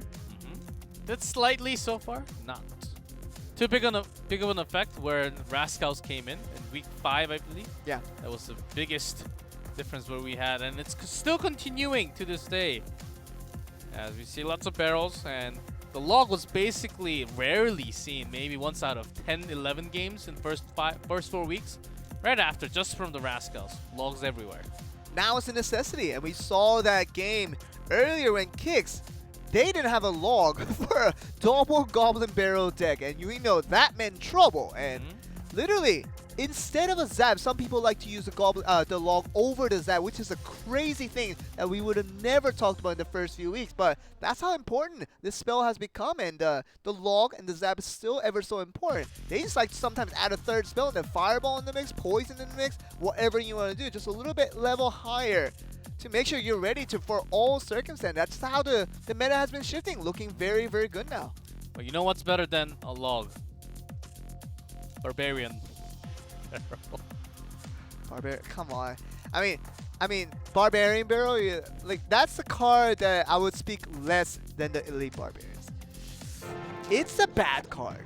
Sorry, Supercell. It's a bad card. Let's make it good again. We'll see in Season 2. Let's make Barbarian Barrel great again. We'll see it. We'll see by the end of this year. We'll see some changes every month, and it could come in just in time. Woo! If it doubles the damage it does in the roll, I think man, it should be a defensive card instead of an offense, you know? But 3 elixirs It's clearing out all the goblins, and we have so many goblins right now. But why? You would just rather use 2 elixirs than 3 elixirs for the same effect. You also get the Barbarian Plus. But it dies right out. That runs very slowly and dies out. Yes, it does. I think one way to improve a Barbarian Barrel is to kind of improve the distance, increase the distance so it gets to the tower right away. Ooh, Skeleton Army. Taken out by a single zap, the entire army. What? Wow. I missed the Skeleton Army. You missed the moment, Joel. Okay, we get to see it again, hopefully. But once again, mostly it's going to be around the Goblin, talking about the Golem charge deck. But now a giant skeleton getting ready to explode all the supporting units. And even the Tombstone and the Skeleton Army, I believe, will come up very soon. Like, once again, because against the Prince, does not want to use it now against poison on the ground. Okay. Hit right down, and the Skeleton Army explosion. Oh, we're talking about the giant skeleton doing the damage to destroy the rest of the Golemites. Ready to go there. The Goblin get taken out. Ooh, even the Lumberjack because Wow. That was a does little not bit. take even a single damage. Yeah. They do not want it because they're losing so far. 2K Sure. left. Still, a lot had to be used there. Is that Talk about Skeleton Army in the competitive scene. Are you serious? 3 elixirs for basically the same effect. It's so easy to counter. It's all just one zap. Do all the trick there. hey? There will be a day for anything. Sure. Sure, we are seeing some great adjustments, new strategies, especially on 2v2. Giant and Giant Skeleton. So both giants walking straight towards it. Next to the bridge, just make sure the explosion catches everything. Wow, double poison. The giant actually pushes all the way. Okay. It's gonna be very good. So gets the shield out, but the prince still survives. Yep, it's gonna be the Electro Wizard and the Dark Golem. Perfect combo to deal with this double Prince effect happening from the other side. The P.E.K.K.A. drop down. Okay, the P.E.K.K.A. is gonna be right there. So Electro Wizard gonna be there to just counter out the Infernal Dragon, so the P.E.K.K.A. is no longer destroyed. you have the poison, so Skeleton Army barely does anything against the miner. Try here. Dark Goblin doing well, just countering each other's plays. And Another one. poison, and the Dark Goblin actually connects the damage, 25, and that's going to be it with Yep. the zap. That is literally going to be it, and Hoa July looked defenseless there and just absolutely helpless as we see Dexter and JTV get the job done there in game 1. Now bring over the victory for this game 1, heading on to game 2 now. See what the real problem was. Of course, we're going to have a timeout from Kingzone this time, as both teams now have spent their timeout on 1v1 and 2v2. You can only use once per match. Hoa July, they were trying to catch maximum targets with the explosion. Yeah. But the first one actually did okay against the Golem and the Prince. But the second one, the Giant pushed the Giant Skeleton all the way out of the range of the Golems. So Golem walked straight into the tower. I mean, we understand that the Giant Skeleton in competitor is probably not going to be expected to go all the way to your opponent's tower. That's It's going really to be hard. very difficult to do. Without the tornado, and when we have the tornado, we have a lot more Giant Skeleton. That's the reason. Yeah. The Strand Tornado can actually gather everything for one explosion and will be the best defensive tool ever against everything, including the Golem. But when you do not have a tornado, you need to land on your... You need to make sure your Giant Skeleton doesn't go too far away from your base. Once it does, the Golem walks straight in. Maybe the Prince actually not getting caught as well a little bit. Only getting the shield off. Doesn't matter how much damage it gets, the shield will take care of the first damage it's hit with.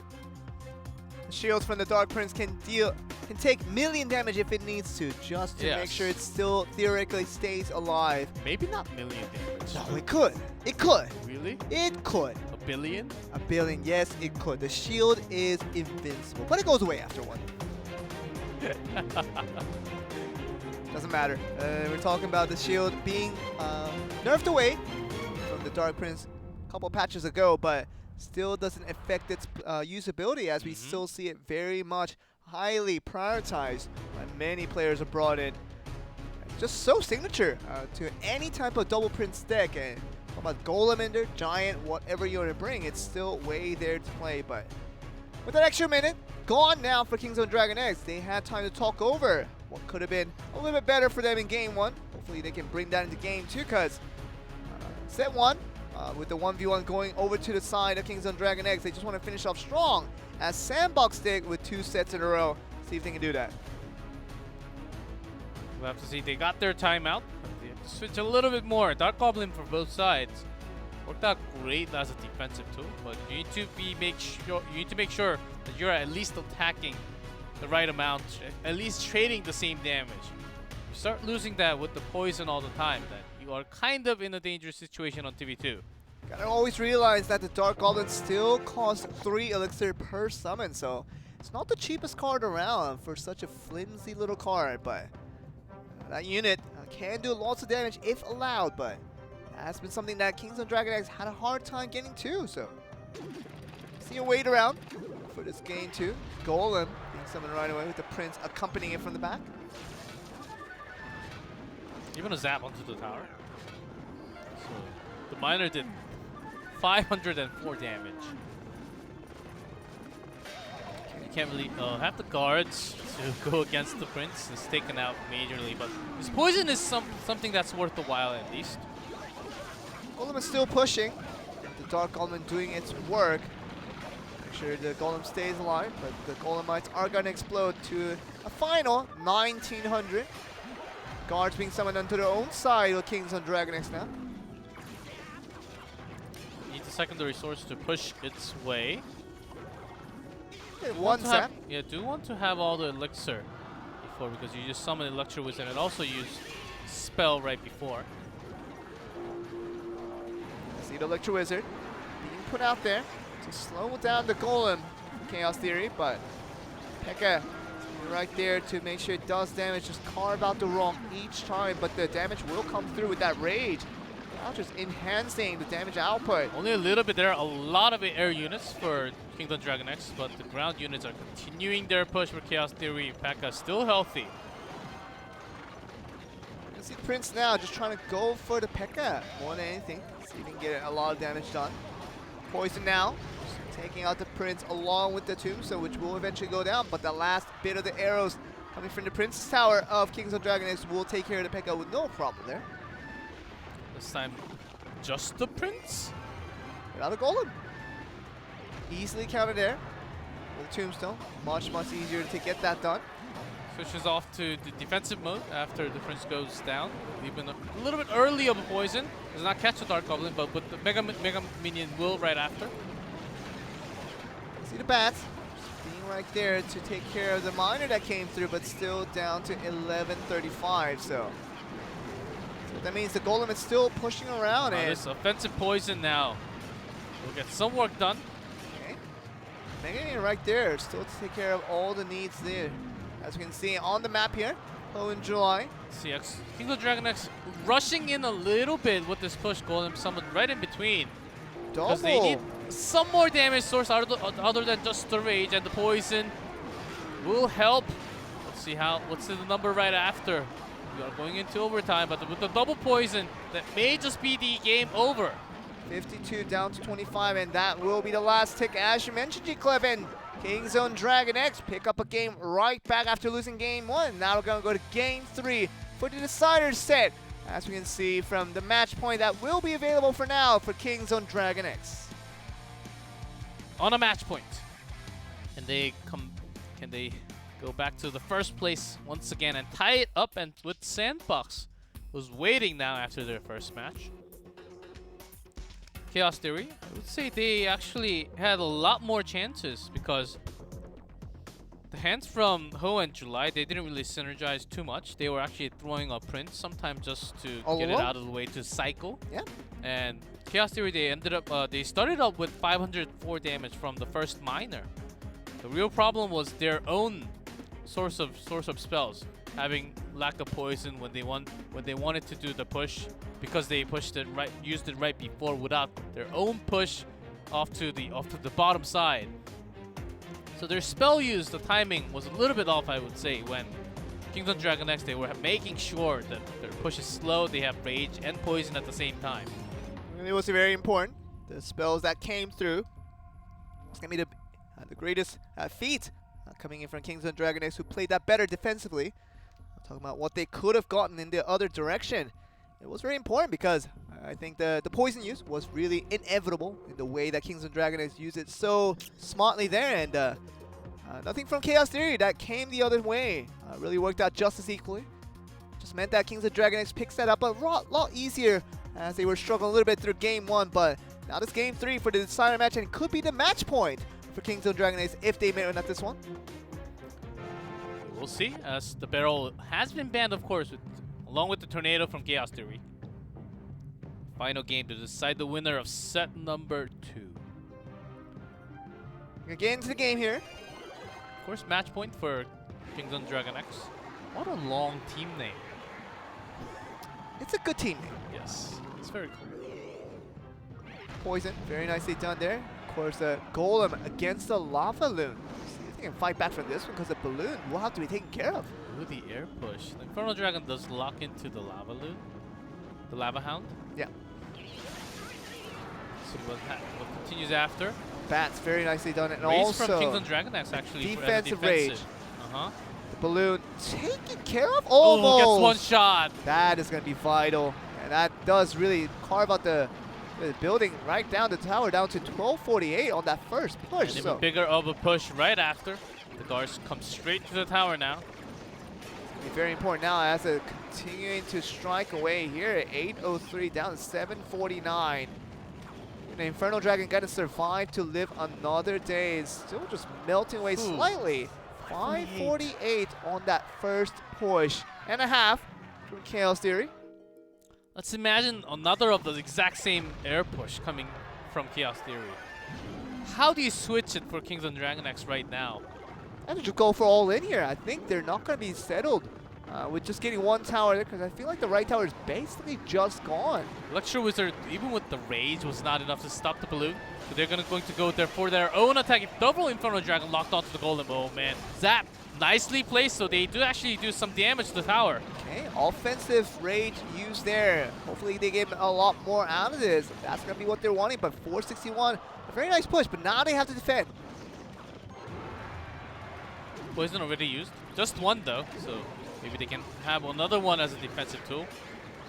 You see, still the guard doing so well to distract the opponent. Infernal Dragon doing very well, getting down to 76, but now 191 on the shot. Now it's going to be looking a lot more even for Kingdom Dragon X after they were very successful in that defense.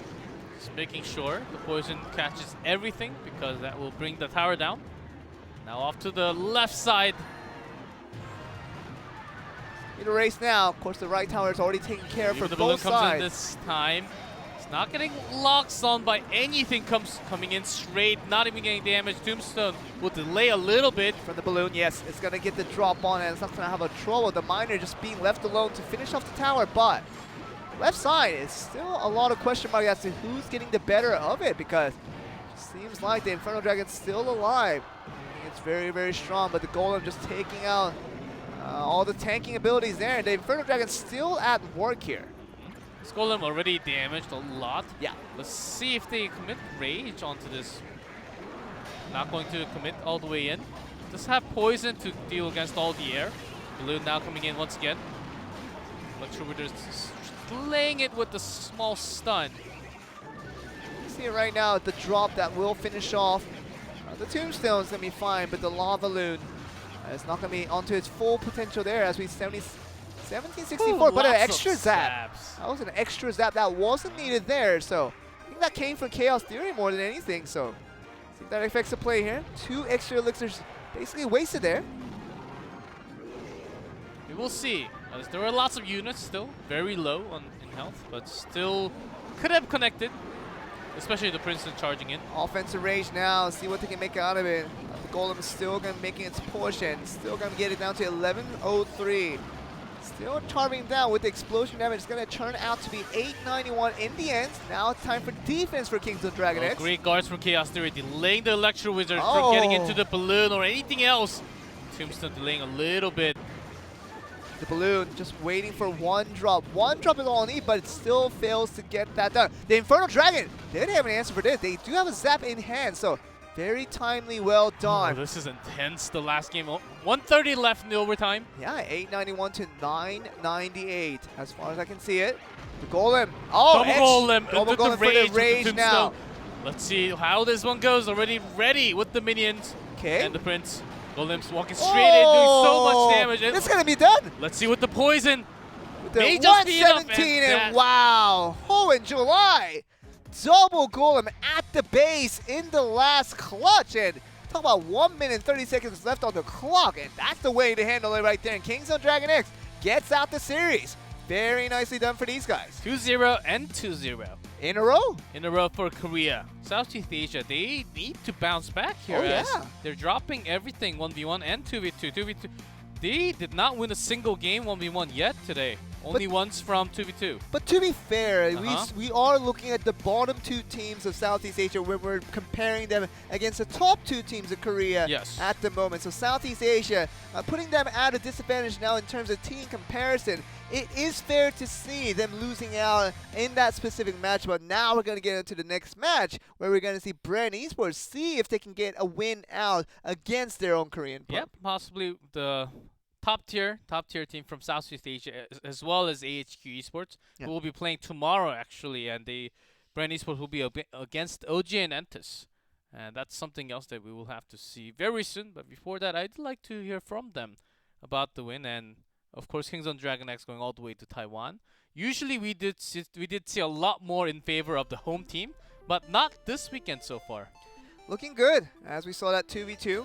The home team benefiting so much from being in that comfort zone, but not this time around, for at least for the first two series. We see that the bottom two teams from Southeast Asia lost to the top two teams from Korea, which makes the story just believable. But now we're going on to the third series, and that will tell us a better story of what we can expect out of these two regions in comparison, because OG and Entus looking like maybe they are the weakest team right now in Korea, but they're going to be going up against one of the better teams we have now in Southeast Asia with Bren Esports. Yep, OG and Entus and OPGG Skeleton, who the OPGG Skeleton will be playing tomorrow. So OG and Entus, they need to make sure they grab the win. They can also climb a little bit higher because they're only one away from Sandbox and Kings on Dragon X. So 2 away now with the wins that happened already today. Talked about game 2 being very good for these guys, and Hohenzollern got that done. It looked very, very clean, but game 3, man, that was a close one. I feel like that could have really gone either way. HP were really similar on both sides. Yeah, that's the power of poison. Even went up 400 if you just get 2 poison in a row. Will just do the damage, and even double the golem. How do you really stop the damage, incoming damage from poison and golems together?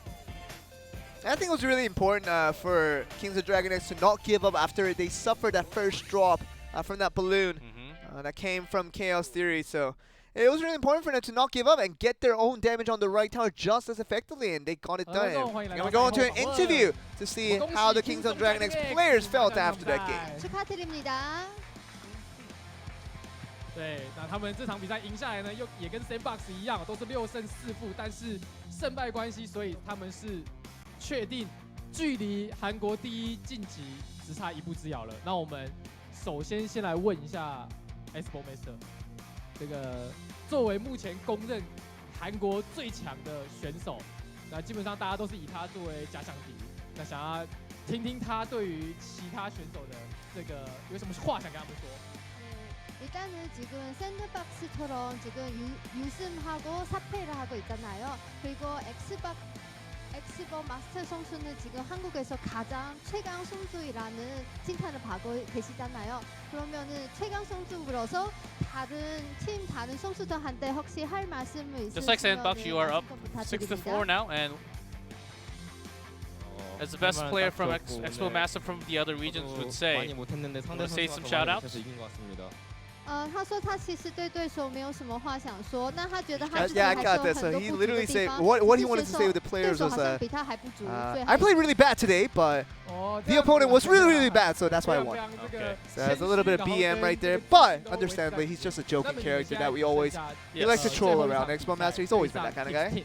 那你们是怎么样看待这个最后一场比赛的？ He was actually 이제는 이번에 경기를 이기고 그 다음에는 마지막 경기를 남아 있잖아요. 그 마지막 경기를 위해서 혹시 특별한 준비나 So when you have the 아니면 final 그 match, 팀 상대팀을 위해서 final pennant 뭐 race 어떤 준비를 하고 있는지요? match, what kind of preparations are you guys 킥스 팀은 딱히 준비할 건 없는 것 같고 doing at the moment? 저희가 기본기로만 승부하면은 그냥 쉽게 2대0으로 이길 수 있을 것 같습니다. Kicks, I don't think we have to do too much prep 就是 against 他 them. 没有，就 We'll 是 just 针 start 对 basic 那 skills. 个 I 最后 think 一 we 个 can 比 have a 赛 win 特 with 别做 2-0. 什么准备， Being 就是 solid 到 on the 现在这样不 fundamentals 做 is 去 kind 做 of what 的 he's 话，应 emphasizing 该就会 there. 赢了。 Thinking that that will be the 哦 only 好 necessity to make sure he gets the win. Expo Master 永远都非常的有自信。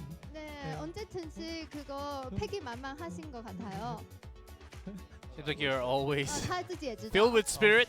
네, 现在大家都知道了。 네, 지금 사실을 다들 알고 있어요.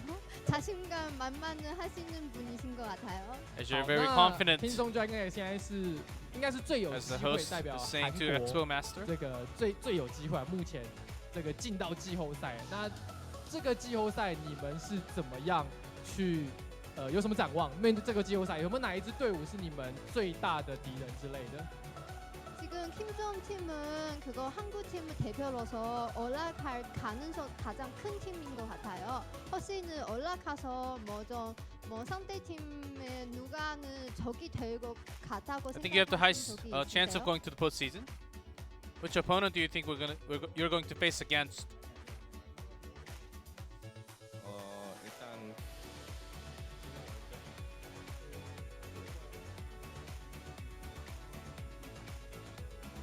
일단 가장 경쟁된 팀은 일단 1, 2인 게임 윗이 가장 경계되고 I think Game With is one of the teams that I'm 보너스 같은 일본 팀들이 가장 경계되는 것 같습니다. keeping my eyes on, and also Ponos Sport from Japan. Those two teams I think are the strongest. 他们觉得就是第一个对手可能就是 Game With 那个日本的队，然后另外一个是 Ponies。 Ponos OK， 对那 Expo Master 就是对于米康波亚这个选手，你有什么想法吗？米康波亚。 상보양에게 혹시 뭐 어떤 생각을 가지고 있는지요? What do you think about Mikambuya as a player? 선수는 제가 인정하는 좀 잘하는 선수인데 I do admit he's 그래도 one of the great 다음번에 players. 이기면은 제가 이길 수 있을 것 같아요. But with the right preparation, I think I can still 但他 beat 觉得 him. 下次如果再面对他的话，他一定会赢的。 OK， 好，那就期待你们之后的对战，祝福 Kingdom Dragon X， 好吧？ 그럼 다음 경기도 기대됩니다. 축하드립니다. 再次恭喜 Kingdom Dragon X， 那我们稍微休息一下精彩的比赛，马上回来。 Woo, Joel. That was a lengthy interview, of course, with Kingdom Dragon X, with Expo Master just holding the mic onto himself. Mic off on that one. Lengthy and also a fiery one with lots of shots fired. And all reasons, I would say. Supposedly, he's not very good, but his opponents was way worse. So that's the reason you win the games. It makes sense. I mean, we're not great players, but when the opponents are worse than we are, then we win the games. Same ideology, I guess, for Expo Master. Now looking to build up that confidence. So, we're going to have one more break, guys. Come up to the third series to see how Korea matches up against Southeast Asia. So after a short break, we'll be right back with the final series.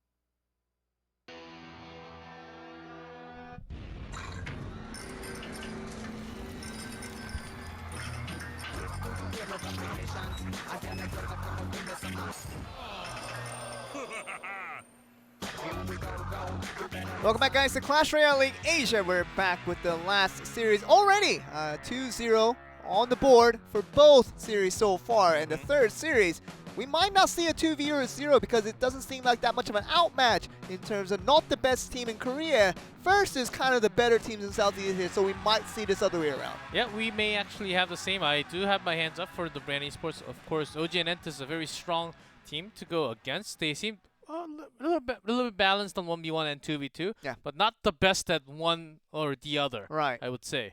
And Bren Esports, if you think about their 2v2, they have been excelling since their week number 1, and their powerhouse is of course 2v2, but they also have one strong player, No Aim Sai. I think he's one of the best player in the team for 1v1, so I think that really sets them together, and they can get along and just finish up with 2v2. Maybe that's the trend for tonight. And contrary for what we have seen in the first two series, you would think that OG Entus has it easy versus Bren Esports, but this team has been struggling in the whole definition of that word. They haven't been getting a lot of wins. Even if they do, it hasn't been good wins. It's just barely eking out a few inches of difference. That's how they got the wins that they did, but otherwise, OG Entus has been on the struggle, and they're seemingly known as the bottom team right now in the Korean region.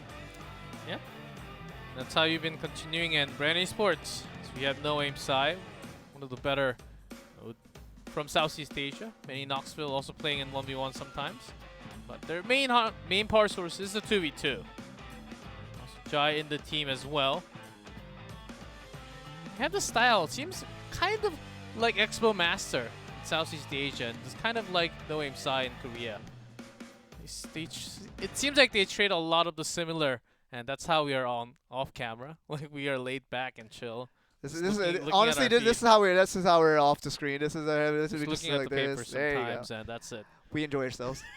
But we're back. So it just means that we have to stand up straight for you guys and look all good. But what that means for OG Entus, let's look at this team and what they have been really performing for the past couple of weeks. And it hasn't been good. And they might be one of the worst teams that we say again and again in Korea right now. But still, Bren Esports, of course, they started off better in the first few weeks. Now they're kind of going on to this mediocre level when compared to the top teams out there. They don't look like the best team in the league, but still can represent this region quite well. So just comparing these two teams now, what do you expect out of it, G-Clef? After 6 weeks of seeing them play, of course, not in all 6 weeks, but I do have my hands up for Bren Esports, especially, as I said before, 1v1. And also, look at this. Upat Astro, who has not been seen for some time, only in 2v2. For a while. I believe he played a few in 1v1s at the beginning of a few weeks, but hasn't been playing any 1v1s, but with the lack of information, that could be something else. Just like Shinju from Sandbox, it could be possible. Sure. But he's against No Aim Sai from Bren Esports, though. Surprisingly, he hasn't played many 1v1s. He played a lot of the ace matches. That's definitely has been his thing, but in terms of 2v2, that's where his most of gigs has been coming through, but Jai was usually seen and the 1v1 to carry them on the load there, but No Aim Sai now looking like the player to really carry on this 1v1, see what he can do against Astro here. Giant and Inferno Dragon. What? No spells. No Aim Sai is going to use the golem. Mark my words, guys. He's going to use the golem. He does like the beatdown decks for sure. I do remember a lot of his beatdown decks. And even the flying machine sometimes in 1v1. Yeah. I got beat by the flying machine recently, very recently, only a couple of days ago. It felt quite bad. It does a lot of damage. There's a reason why people use the fireball right away as soon as summon. Do you want to take it out? Even if you lose Elixir trade. Bless you, G-Clef. We heard that through the microphone. My bad.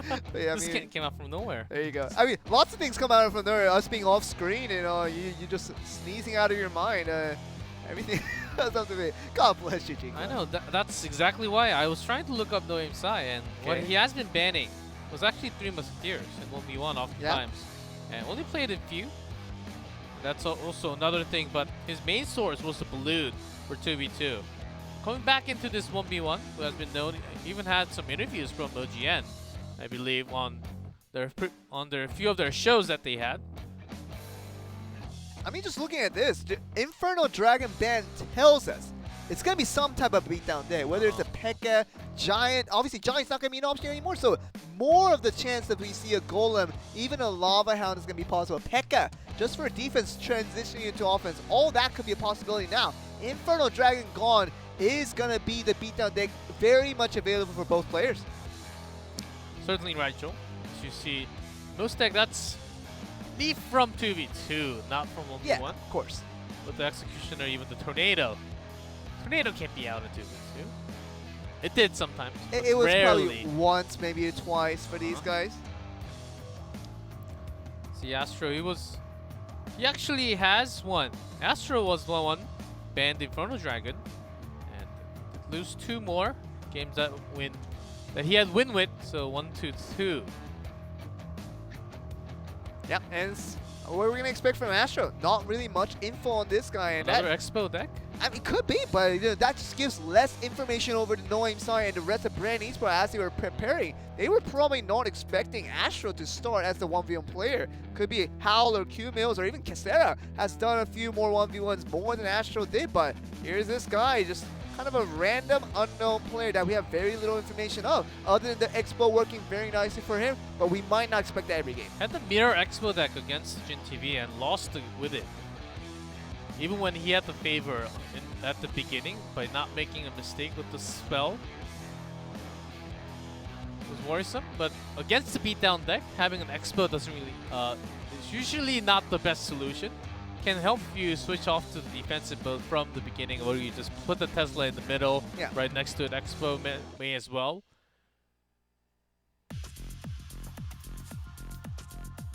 And whatever it is, I mean, just, we're looking at Astro. He looks just as confused as we are, but that could be him very composed and very ready to go for this game 1, because today's been all about Korea winning 2-0. Definitely would not expect the same thing here if you guys were watching for the very first time, but OG and Entus will probably have a little more difficult time when compared to the other 2 teams. The Korean teams have had just the easiest time in the world, but Bren Esports definitely a stronger opposition they have to face again. So 1v1 will get an indication of how the power difference still lies between these 2 regions. All the spells are available, along with the Barrel Miner, and all the push that has been happening so far. So P.E.K.K.A, another great source, along with the guard against Infernal Dragon, which is banned. Could also be okay in this case. I think the players are ready. I think they're going to be just getting into the games and see what they can make out of it. Astro, will he bring out the Expo? Will he bring out something else? And without the Giant and without the Infernal Dragon, can we see the beatdown decks from either player? The latter seems to be more of an option. We'll see how it goes in this game number 1. Most of the time, it has been dealt with lots of goblins in today's meta. What we've been seeing so far in day 1, along with the miner, of course. Goblin gang starting us off for Astro, while the miner has been easily accounted for. Oh, are we going to see the barrel deck, the Grand Challenge deck from Astro? Very likely. Yeah. Very, very possible now. With the Valkyrie in the mix, this is a unique composition, something we haven't seen that much. This might be one of the newer decks that came out with the recent Valkyrie buff, but Rascal kind of showing us this might be a very, very expected deck from the side of No Aim side. Both logs use that defensive use against the barrel, against the Rascals. Ice Spirit just enough to bring down the boy. I mean, the Rascal Boy still does a lot of damage. It does just as equal of a damage as the Rascal Girl, but with a slower attack speed. So if it gets to the tower and it starts beating down the tower, it still will do a lot of damage. Because you do not want to use the log against the Princess. Princess actually, you would think it's lower elixir because it's so weak in HP. But having 3 because she does a lot of damage. And it's about the range actually why she's so strong. See a bait log, and it works a little bit. Few stabs before it goes down. 3 stabs exactly to be done, and very nicely done. And a little bit less careless. I thought my Astro could have played that a little bit slower there. Still gets a few hits though from No Aim side with that Mega Minion right there. That 1 hit. Even a predicted log. Okay. Spend also for the cycling, I believe, as well. He wants to, he wants to do the damage. Most of it must come down from the log and the barrel. Definitely, and now the Goblins having a hard time finding their own counters here. Tesla working through on the left side, just protecting this left tower. Now, the rocket's being fired. Very much a heavy trade. It's only one Rascal Girl. On cannon cart from the way side slowly, quite fast actually. Miner also the poison being dropped down, which means Tesla will be going down as well. Valkyrie just in time. Okay, cannon cart is still there, doing a lot of damage, but gonna be in no trouble for the Valkyrie to take care of it. Once again, a bait log. It's gonna be once again not happening with the Goblin Barrel putting a little bit far away this time around. Another rocket for Astro. He wants to use the time. Cycle, yeah, he wants to cycle the rocket while getting just a minimal defense down, and you see the Rascal being joined in by the cannon cart. What do they make out of it? But a better push coming from the right side. No aim side focuses everything. Miner doing tons of damage to the back of the tower. Cannon cart doesn't connect in range. Gladly for Astro. Astro has a very lightweight cycle. He can cycle that rocket all day long. And let's see the second one. The third one actually come down very, very quickly here. Does he have a log for this one? Log just used, so has to use the Valkyrie to clean these out. Very nicely done. No, easy work, and rocket is being used. Make sure he gets. He needs one more cycle with the rocket. All he has to do is defend. Yep. Down to 415. So even the barrel may, if it may connects the damage, Okay. go down to 200. And Okay. Aegis begin with the spear. Spear Goblin, One the last more. spear! And that will be it, and Astro didn't even need that last rocket to finish him off. As you were talking about, the Goblin Barrel put on the front of the tower. It's going to keep Noem Sai off guard, and that's going to give Astro and OG and Entus their first game win on this 1v1. Ooh, talk about hype, Joe. I was Woo. excited at that moment. That one spear on that My 14 brain almost HP. hurts from watching that play. Ugh. I'm pretty sure No Aim Sai was thinking about the same thing that we were all Yep. thinking, that those few goblins can't really finish off the tower. Yeah, just waiting for the rocket cycle. The rocket cycle was going to be game over anyhow Yeah. because it was less than 432. No Aim Sai he was trying to defend, but maybe he just thought there's just no way coming back into the game.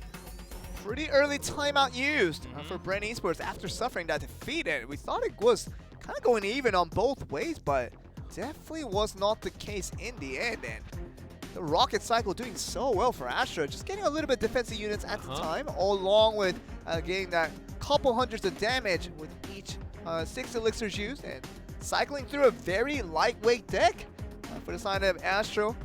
Was a very nicely way of finishing that off, and really easy way to start off game 1 here. Yeah, he was making sure he gets some chip damage and making sure that he doesn't focus everything onto the same lane, because one single log takes out maybe 10 plus units. That could be possible. So he was switching off to the right lane, thinking that he was attacking to the right side, but more damage done by the rocket and some chip damage. And make sure you defend at the same time, always putting the Tesla down to the left bottom. And Noem Sai literally had to invest in both towers from his situation, because he had to defend, then transition that into offense. But he had to do it on both sides. You talk about the chip damage coming on the right side for Astro. He had to defend that, and he had to split the damage onto the right tower of his opponents. But the rocket came through it. He knew he couldn't just leave that left side abandoned. So he had to switch over to the left a couple of times as well. So that meant that Noem Sai, although overall damage was a lot done to both towers, but they were split.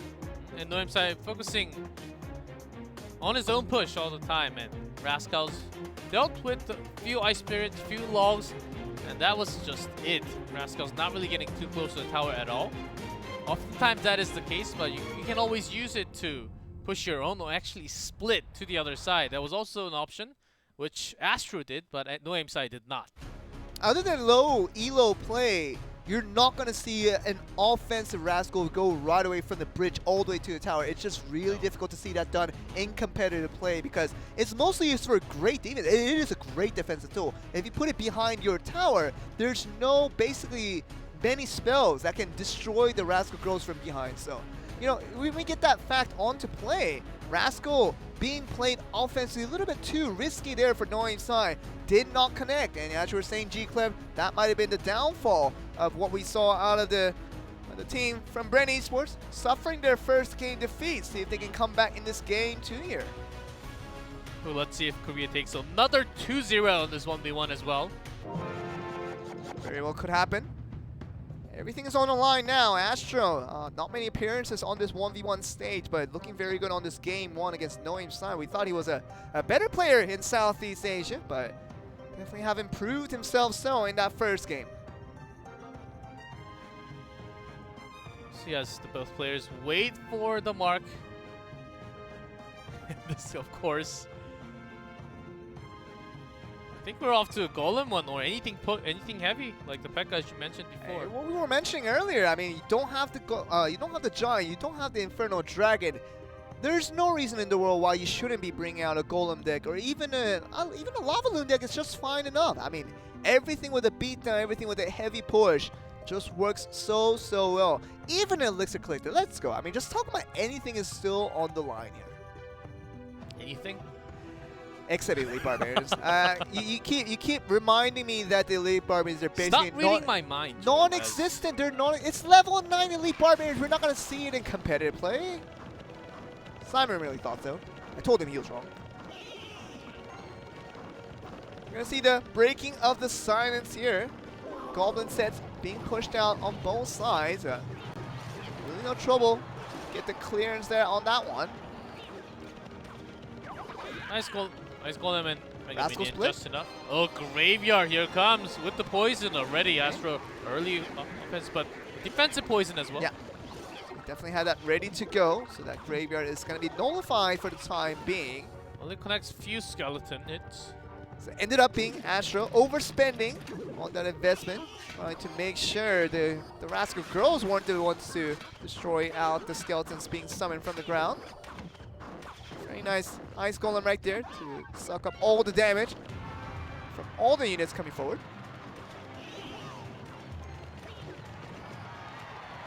Soft touches from the Ice Golem. Oh, Rascal offensive with the cannon card this time. All Looks like goes in. all the way in. Yeah, but the poison so brilliantly done. Nothing you can do. And even just talking about the Ice Golem did so much work in the cannon card. Nothing to do there.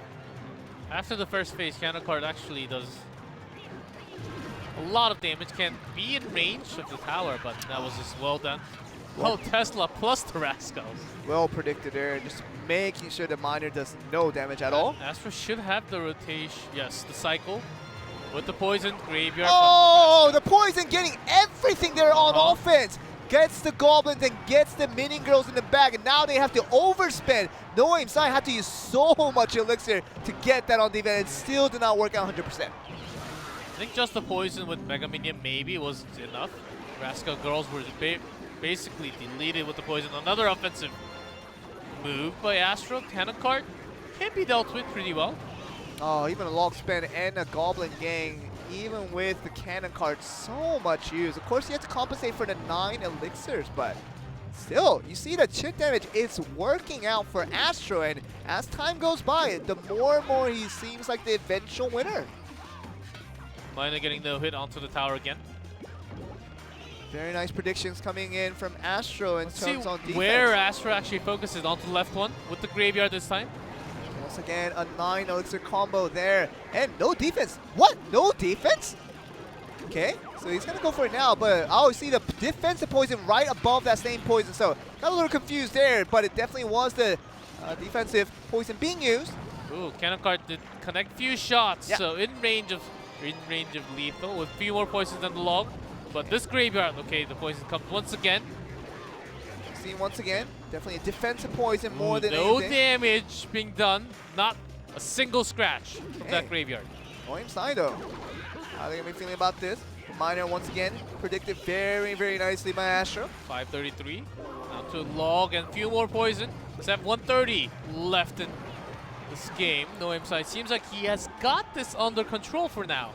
But we see the double Tesla coming from Astro to make sure that right tower stays safe. Defensive poison once again, no problem there. Astro does need to bring that down all the time because the poison will be bringing this tower down eventually if it was used as an offensive tool. And down to 200, that will be the time. Oh, but it does not reach the tower. Just not in range. That's very important. Double Tesla once again on the corner of that tower to make sure it stays safe. Offensive 772. poison as well. Yeah, And offensive defensive poison from the aim side. Yeah, so it's going to be poison both ways. Down to 5. Oh, Miner Yeah. getting hit. Okay. 2 and 1 more poison from the aim side. We'll finish the game. Yeah, I have to wait for that cycle though. Can we get 422 damage So from Astro? So he's now rushing towards that, but the poison Everything already has to coming be through. on that left side. 422 versus 45 with that Miner getting that last hit, and Miner is going to be able to finish it off, and Knowing Side gets that game 2 right back. So now 1-1 even as we get on to game 3. The main difference we saw in the damage was Noam Sai. He was holding a log as well, and which was doing some damage to the tower every single time, which eventually gathered up to become this big of a difference of 400-500 between two players. And That was the winning condition for Noam Sai in this game. Yep, and Astro, now it's going to be under the hole, thinking about what he should do next. 'Cause I feel like game 1 and game 2 were kind of similar in terms of the deck composition for both players. Of course, the Graveyard and Poison, the 9 Elixir combo came through for Astro. Didn't get too much off of that, to be honest. On the defense was kind of failed sometimes at Noam side, but most of the time when it was crucially needed, the defense was spot on for the side of Bren Esports on that game 2. All you need to do is put that poison right in the center of the graveyard, and that's the best counter you can have. Skeletons will just melt on that poison. +1 Elixir trade. Yep, that too. As well as you keep your elixir going for your side. Yeah. That's why Astro was losing slightly after having that over and over again. After overtime, we almost got to a final minute of overtime. Definitely would have liked for Astro to not see a poison on his opponent's deck, but definitely on that situation, the poison was definitely there. Just made it a lot easier for Noam side to get that +1 elixir trade every single time. Saw the graveyard being summoned. I think we're ready to go into game 3 though. Last match for these two players to decide who's going to be the winner of 1v1. And then get on to game number 3 to decide the winner.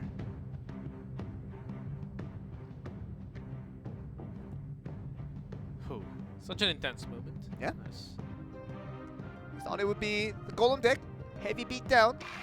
None of that coming for the first 2 games from either players. See, that was what I was talking about earlier. 1 spear now only allowed for each spear golem on that bridge spam. Yeah, not 2, but Not does more damage. I guess less damage. It does less damage Yeah, overall. but single damage does a lot more. Only a poison onto the blue. This we dealt with. Okay, the Tesla. Tesla's such a Come in great time. defense against the balloon. Okay, but the Miner has been set free.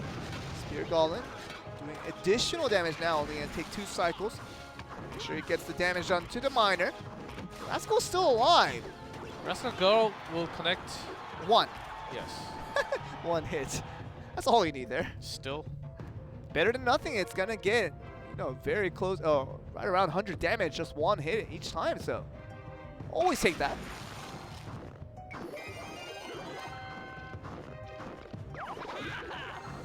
I do smell it. I do smell the Expo incoming very soon from Astro. Okay. It is a very unique deck that he's talking about. It's kind of a cycle, but mostly that Rascal added in the mix. It's a little bit tougher, but the graveyard is the answer. Okay, but the poison being put down on the graveyard and the Rascal Girls in the back, so I have to find additional sources of defense as a Miner. Traveling around to make sure it gets the defense down, but still gets the tower down to 1655. Website does have the log, but maybe not a poison this time against that graveyard, which could be a pain. Yep. Rascals are okay against the graveyard, but Astro does have the poison as well, so girls will be taken away. The boy will not be taken, but severely damaged after the poison on top of that graveyard. Okay, Rascals being split once again onto both sides, providing that lethal damage from afar. So making sure Astro is splitting apart all the time, making sure it's hard to predict where the graveyard is going to be. Defensive Miner from no aim side, but the poison damage is still landing a hit. Oh. Few hits, even the skeletons.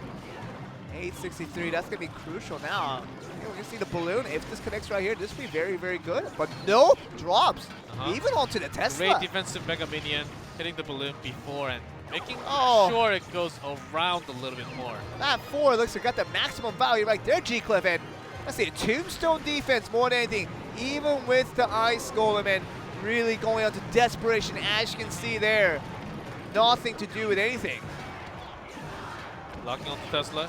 This time with the Mega Minion as well, so he's doing okay with the flight, but the real damage comes in from the Miner. Oh, the Spear Gauntlet! Ooh, Oh, does it's gonna get one drop! damage! Wait! Oh, that came really, really close. And 465, everything on the line, but the explosion. What happened there? And no aim side. We thought that obviously the balloon was gonna go down, but that HP stuck on forever. And that slim HP goes all the way down to the tower, and it does put up a drop, and no aim side sets out the heart, and he's gonna be the one to come out with the victory in this 1v1. Surely Astro was caught off guard, as if it was the old Goblin Spear, a Spear Goblin, they would have been having a lot more quicker attack speed to bring the balloon down. But it's the new one, it's a different one, more damage but slower in attack speed.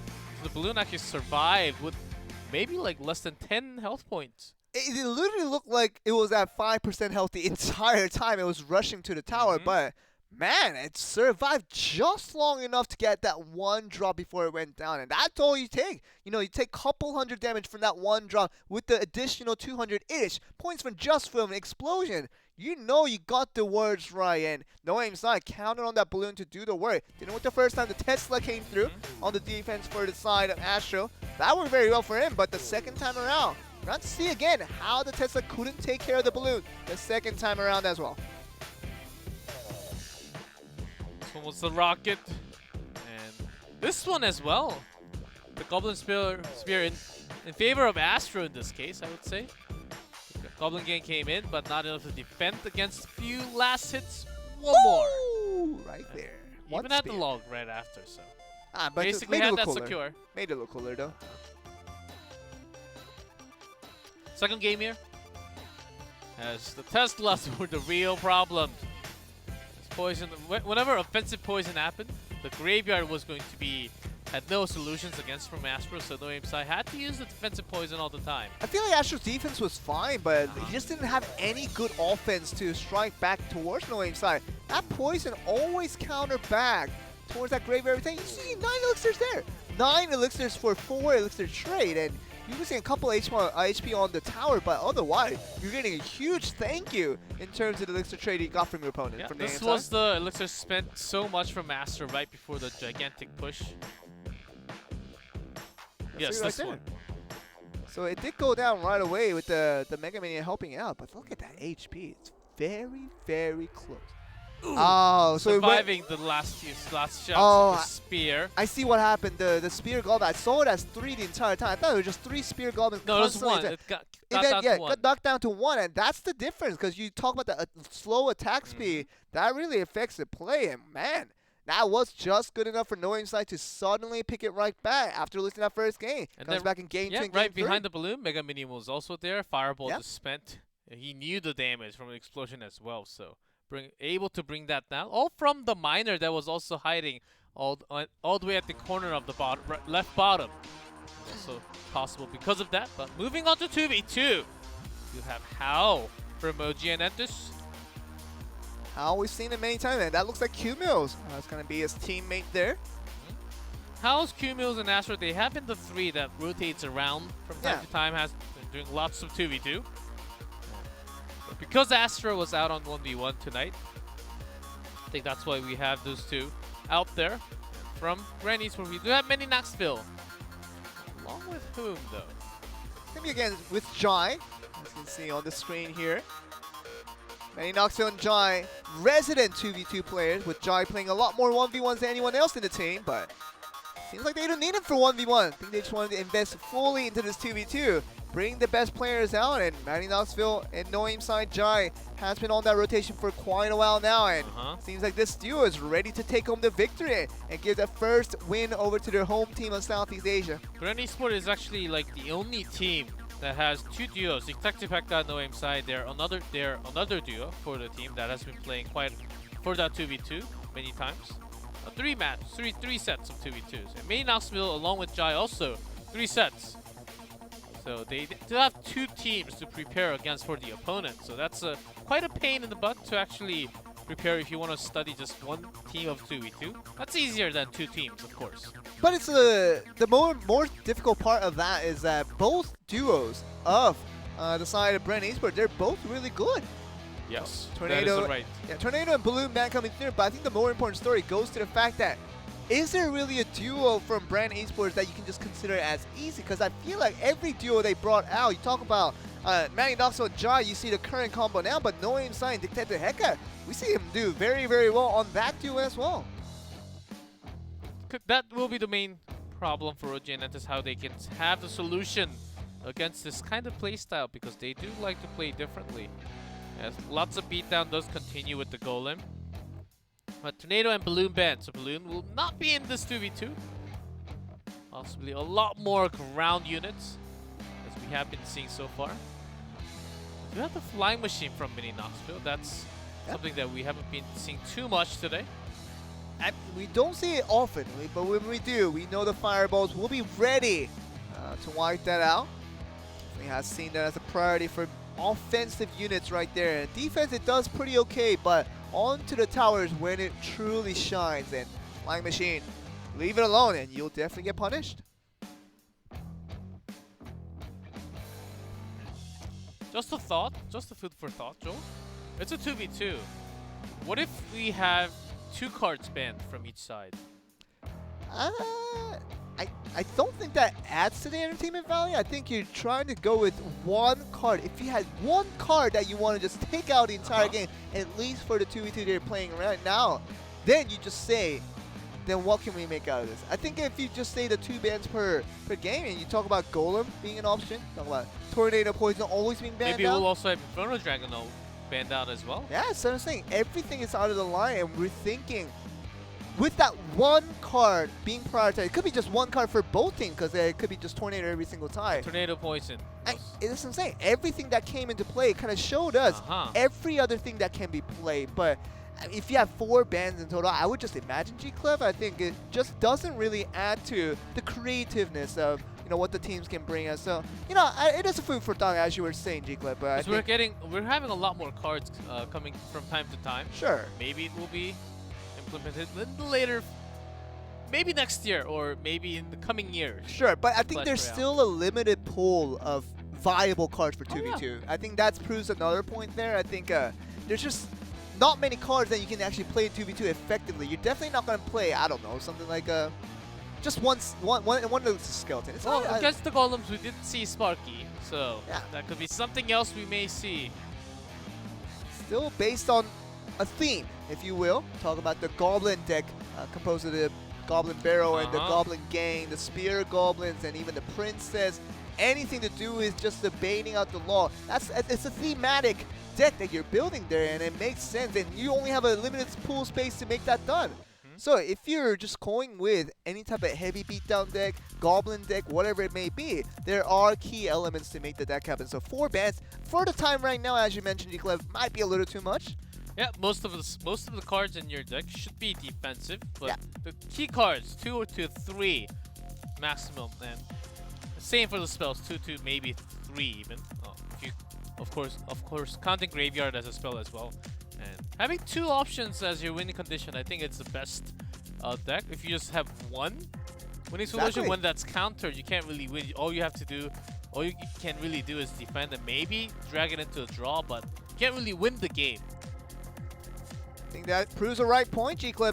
There's a theme to every deck.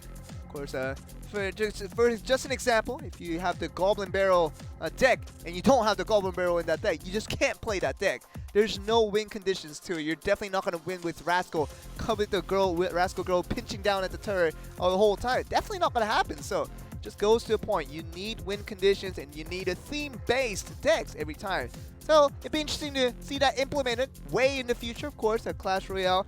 I think they're looking into the long terms here, looking into the long vision of things to see how this game could grow. Yeah, this is only the start, the first league. First league with the Asia region here. Yes, I believe both teams are ready with the bans. Bans were Tornado and Balloon. So most of the ground units, as well as the spells, except for Tornado, available. See how this comes into play. I think the game 1 for this 2v2 will be right underway. Game number 1 between Howl and Cumulus for OG and Entus at the bottom on the blue side, and Manny Knoxville and Jai on the red side at the top, getting ready to show us who is the better 2v2 team. Oh, almost a simultaneous summon of the Lava Hound there, and accompanied by the Mega Minion. Decided Bren Esports to make that go a little bit faster. Yeah, having the guards, because you know that Infernal Dragon is going to be against your Lava Hound very soon, so throwing that away already. Great poison coming out there, and the Lava Puffs trying to do some damage there, but otherwise, less elixir spent overall by Howling Q Mills. And also bigger wave of units coming in. Log only catching one, of course, everything else is in the air. This Lava Hound still stays pretty healthy and locks onto the Baby Dragon. Hit the Baby Dragon first, but the Lava Hound is still going to be left untouched. Until now, the Lava Pups are still putting down the damage onto the tower. Infernal Dragon taking care of the Pups one at a time, but on the top side, we're still seeing the Dark Prince trying to touch the tower. Ooh, gets one hit. The Log was so close, it was about to get multiple hits. Infernal Dragon is going to get meltdown into 30 damage. Now just heats up the tower There a you little go. bit. Just warms it up for 30 damage. It's fine, but still on the winning end of Howling Cumulus. Kind of harder to tell the Elixir train now, but we'll still see the simultaneous summon of the Lava Hound on both sides. But not all the way on the back. Let's Yep. see what OG and Entus is thinking at the moment. Dark Prince just ready to charge in with Does all lock these on- aerial units. Ooh, raging all the way straight to the tower, even on the miner. Okay. Out of that rage. Will do some damage now. Their own defense comes in. Very Bren nicely Esports done. now, they will get to get their own attack with the pubs. The miner does come all the way to the bottom. See the Mega Minion just taking care of the Lava Puffs, and now the Miner in time. And sure, the Infernal Dragon on the other side is not going to have the best of times in the world. The Miner now going for ground unit damage now. See the Mega Minion taking care of the damage there with the poison still doing so much damage to all those units, and it's going to get the first tower already. 11:07 on the clock. The count here, and even the Dark Prince coming from Bren Esports not doing so well there. But a double Lava Hound. With the pubs, with no defense, will surely bring it down, but already onto the offense, onto the right lane this time. With the OG Miner Entus. being invested once again, so extra elixir used just to get this tower down. See how early OG and Entus can actually get their wave of units started. So the left side, it seems like it's been cleaning up. Double Lava Hound. So King's Tower is going to be fine for now, but you see the Infernal Dragon just melt down the units each time. The Electro Wizard now helping out, but the offensive rage now going for a Howling Q-Mill. Let's connect all the way to the miner. And we see the ground units, so many air units at the time with the pubs. Lava Puffs still trying to do a lot of damage. But in the end, after all that, it's going to get down to 1832. In terms of defense for OG and Entus, not too many units Tombstone did take care of, along with the Princess Tower and the Dark Prince. Already going straight in, charging in. Infernal Dragon actually kept touching few skeletons before. See this move through Flying Machine there for Magnox Von Joy, just trying to do some crucial damage up top. But Early rage from OG and Entus without too many units, so that's kind of a waste. see this rush units right over here. Even the Ooh, very Dark Prince. greedy Lava Hound, someone right there, they feel This will confident they be can a make this lot push of damage, go even the miner doing the damage now to the tower. That's tower down. instantly. And Manny Knox Von Joy show that they are strong 2v2 duo, and here they are getting the game 1 victory. Very much ready to go into game 2, looking very confident now. Howling Q-Mills from OG and Entus, they were rushed a lot. And even the rage spent there was very questionable when there were close to no units. It was very unlikely they were going to connect straight to the tower, I mean Infernal Dragon. And even right before, the Lava Hound was destroyed halfway before it got to the tower. So maybe just looking for luck. With double Lava Hound, it was possible. Yeah. To push right before, which actually did quite a lot of damage, about 600 to 700. But the second one looked just desperate. They were about to throw. Because of that, they were not having elixirs to defend against all the units right after. So kind of a late timeout coming from OG, and it just felt like they needed the time after spending some moments there and feeling like this could be the last match and it could be the last game for these guys. And what a better time to play the timeout now, other than this could be their last opportunity for Q-Mills and Hal. And I think especially for Q-Mills, I think it's been a little bit disappointing for me personally, when I was looking at this player, ever since the beginning of the season, he was kind of seen as this player to carry the load, to have that responsibility to get the clutch wins for his team. But OG and Entus has not really benefited from this player not playing too well. So now putting him into this 2v2 instead of the 1v1 format.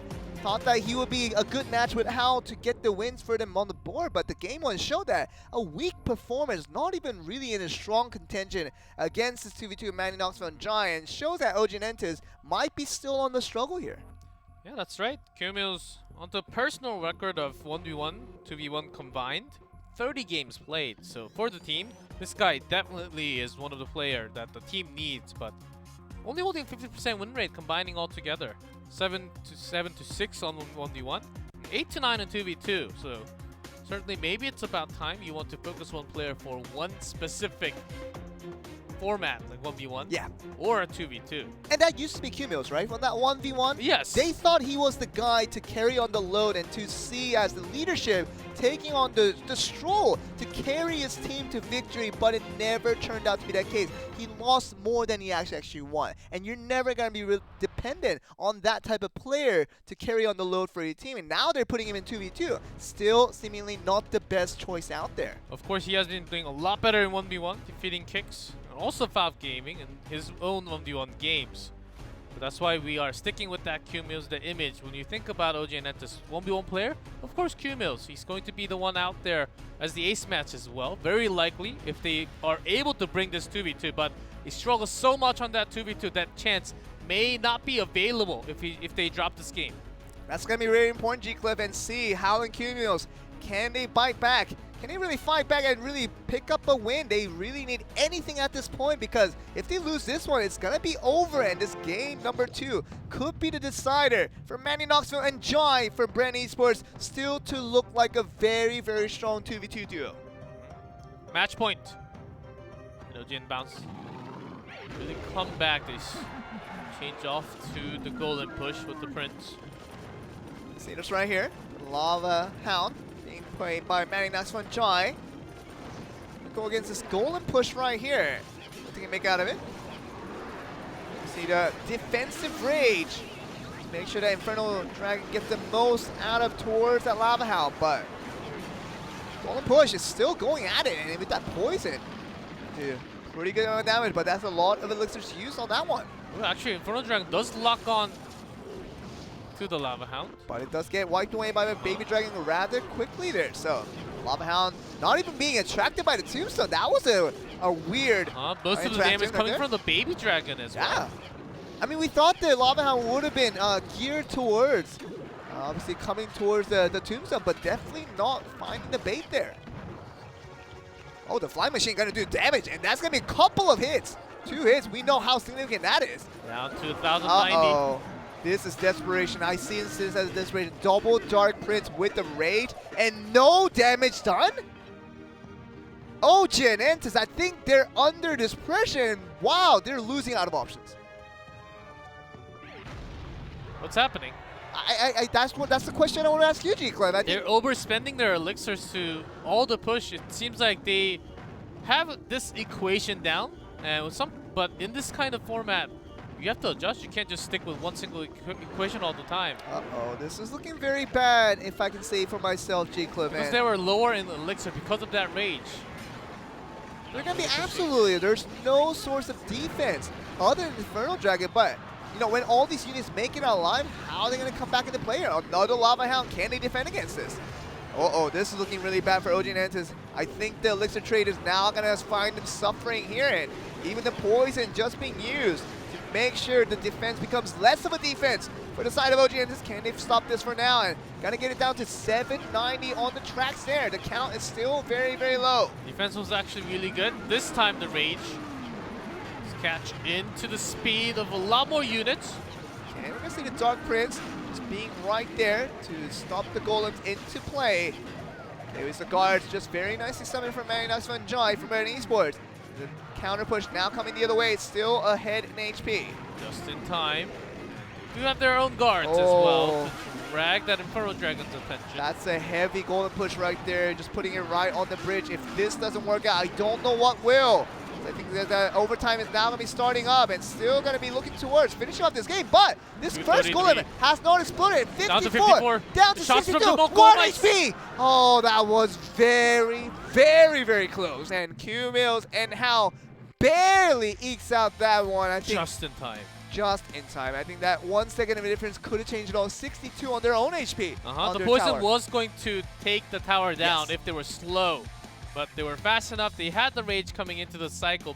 That's the reason why they were just dropping down everything, because they saw the rage coming up soon. Okay, I don't think we're going to get 3 minutes. That might be just an error from the studio.